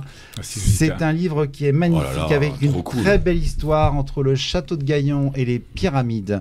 Merci beaucoup. C'est une immersion totale et je félicite vraiment Jessica parce qu'elle est vraiment... c'est une femme formidable et elle est déjà sur le 2e et 3e livre. Donc allez la voir sur YouTube. On va continuer avec Thierry. Hein, non, tu verras, oui. Ça va te plaire, ça va te plaire. Tu seras dans l'immersion de Au-delà des apparences. D'accord. Et toi qui aimes lire et les mots, je pense que ça va te... Et surtout, comme tu as grandi en Normandie, une partie, ça va te rappeler des souvenirs. Sauf l'Égypte, parce que là, c'est un truc en plus. Mais il y a toujours une solution. Thierry, voilà, en 2018, atelier d'écriture en prison au centre pénitentiaire de Meaux. Alors ça c'est pendant la préparation, pendant l'écriture de ce qu'on va parler maintenant, c'est du film Un Triomphe. Tout à fait. Emmanuel a tourné un documentaire dans une prison et moi j'ai fait un spectacle dans une prison. Et ça nous a donné de la matière aussi pour l'écriture du Toujours ce besoin scénario. de transmettre, d'apaiser par l'écriture que vous apporte cette initiative, cette belle initiative, puisque justement vous en faites un triomphe. Merci. Là, c'est apporter comment dire, l'écriture, ça vous prouve que vous êtes un être humain, voilà. Et oui. Mais pour tout le monde, hein, pas seulement pour les détenus, mais les détenus ne pensaient pas que leur propre écriture pouvait être proférée sur scène. C'était pas possible. Ça, c'est les auteurs, c'est voilà, c'est hors de portée, quoi. Et donc, les faire écrire et après les faire jouer leur propre écriture, eh bien, c'est magique, hein. Et je vais sûrement recommencer à la fin de l'année avec d'autres détenus. D'autres choses. Donc justement, vous avez participé au tournage de Triomphe en écrivant le scénario avec le réalisateur Emmanuel Coursol sur le thème du théâtre en prison et avec, entre autres, Cadmera. Cadmera, pardon, excusez-moi. Cadmera, vous êtes intéressé par l'univers carcéral. Comment vous êtes venu cet intérêt pour ce milieu particulier ? Là, c'est une commande. Hein, parce que c'est... oui. Non, mais là, c'est une commande. C'est-à-dire que c'est le producteur, le producteur de comment dire, Agathe Film, qui a demandé à Emmanuel d'écrire autour de ce film. Et donc Emmanuel lui a dit oui, je vais écrire, mais je voudrais écrire avec Thierry. D'accord. Donc il y a vraiment une et Emmanuel, on s'est connus donc à la rue Blanche. Donc c'est une grande histoire d'amitié entre nous. D'accord. Et donc Triomphe, c'est un travail en amont depuis quelques années ou non. On s'est suivis et puis il savait que j'écrivais. Il avait lu Salut et applaudissements. Le personnage est quand même proche de Salut et applaudissements, puisque c'est un comédien justement qui ne travaille pas beaucoup et qui qui va faire comme moi j'ai fait, c'est-à-dire avec des apprentis, et qui va faire des ateliers d'écriture et ateliers de mise en scène. Et donc c'est aussi pour ça qu'il m'a appelé. Et donc on a écrit là-dessus. Et donc voilà, moi l'univers carcéral, c'est quelque chose que je connaissais pas du tout, mais qui est passionnant. Ce film va sortir parce que 1er septembre. 1er septembre, et ben voilà, on avait la date. Et ben voilà, merci Thierry. Donc c'est 1er septembre. Ce film a fait partie de la sélection du Festival de Cannes 2020. Ouais. Donc vous avez reçu le prix du public à Angoulême aussi, au Festival de Groenland, à Toulouse et d'autres prix. Mais on a surtout eu le prix de la meilleure comédie européenne. Et ça, par rapport à ce que disait Valentin tout à l'heure, par rapport à ce premier livre qui en même temps est comment dirais, poignant, mais très drôle. Je me suis rendu compte que ce prix de la meilleure comédie européenne, ça m'a conforté dans le fait que quand moi j'écris, c'est poignant, mais toujours il y a la sortie du rire. Ah mais non mais voilà. Mais donc voilà. Tous vos livres sont poignants. Oui. Mais ça, le fait qu'à chaque fois, on sort par le rire, ce prix-là a fait beaucoup de bien à Emmanuel, bien évidemment, et au film. Mais moi, ça m'a ému de Et Cadmerade, comment ça s'est passé? Cadmerade, formidable. Hein. C'est un acteur. C'est un grand acteur. Un grand acteur entier. C'est tout simplement un grand acteur. C'est quelqu'un sur un plateau qui connaît tous les arcanes du métier d'acteur et qui est surtout d'une humanité extraordinaire. C'est-à-dire que quand il apparaît à l'écran, il y a quelque chose qui se joue malgré lui. Non, c'est pas malgré lui d'ailleurs, c'est lui qui laisse ouvert, qui laisse échapper quelque chose d'essentiel. Et c'est ça le jeu. Ça s'appelle l'incarnation. C'est l'incarnation du personnage. C'est ça la différence entre le jeu sur scène, où il faut quand même un peu plus projeter, aller vers le public, et là le jeu à la caméra, c'est la caméra qui vient chercher. Et Emmanuel a été vraiment extraordinaire sur ce tournage, et Cad, il est c'est une Ferrari quoi. Exactement, c'est vraiment et puis on le voit très souvent là, il est passé il y a pas longtemps à la télé, il fait de très très très bons films, c'est un très bon acteur. Et donc en fait, comment vous avez vécu cet honneur un petit peu par rapport au festival? C'est extraordinaire hein, de recevoir des récompenses. Moi, franchement, j'adore ça, quoi. C'est un moment, il y a des gens qui se réunissent et qui disent, dans le lot de tous ces films qui sont sortis, il y en a un qui retient notre attention. Je le prends vraiment comme ça, d'une manière très simple. Humble. Bien sûr. Et alors, justement... mais là, ce qui est formidable, c'est au niveau européen. C'est-à-dire qu'au niveau européen, 3800 professionnels de la... On les connaît pas, ces gens-là, quoi.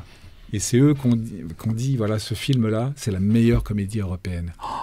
Et ça, c'est extraordinaire. Ça. Triomphe, allez le voir au cinéma le 1er septembre, avec un grand plaisir. Voilà. Et là, il va passer en Australie. C'est ce que tu m'avais dit tout à l'heure. Le 11 à Melbourne, le 12 à Sydney. Ça commence déjà, c'est génial. Votre actualité est dominée par l'écriture et la mise en scène.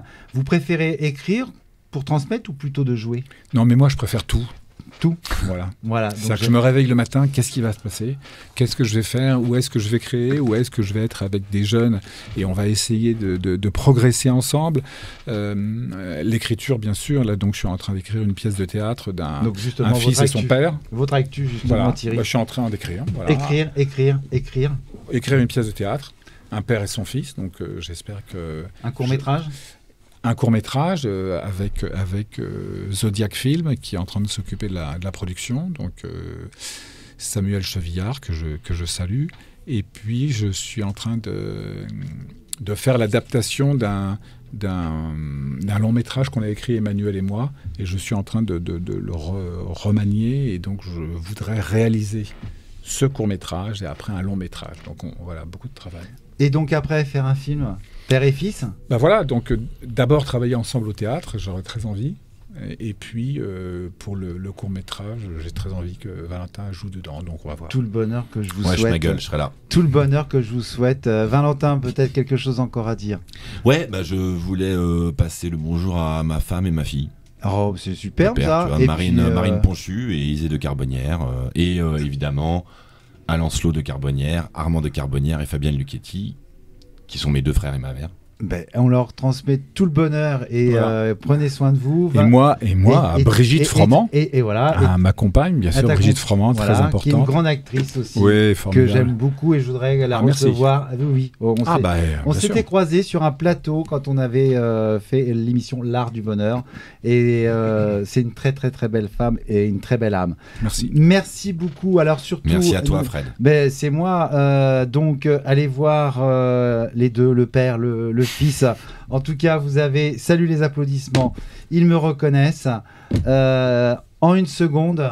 Et bref de métro, voilà, tout simplement. Saison 2. Il y aura beaucoup plus de saisons que prévu, je suis sûr et certain. Merci beaucoup Thierry, merci beaucoup Valentin. Merci à toi. D'être venu à 20h Le Bonheur sur Radio Armada. Merci à Frédéric Laverde, pour artiste, compositeur, planiste, créateur du générique. Merci à tous, chers auditeurs. Je vous dis à très très bientôt sur 20h Le Bonheur. Vous pouvez nous suivre aussi en direct, mais aussi sur les plateformes comme YouTube ou sur Facebook. Merci à Frédérico en régie. Merci à tous. Mardi prochain, à bientôt. Surtout, prenez soin de vous et ciao. À bientôt. Salut.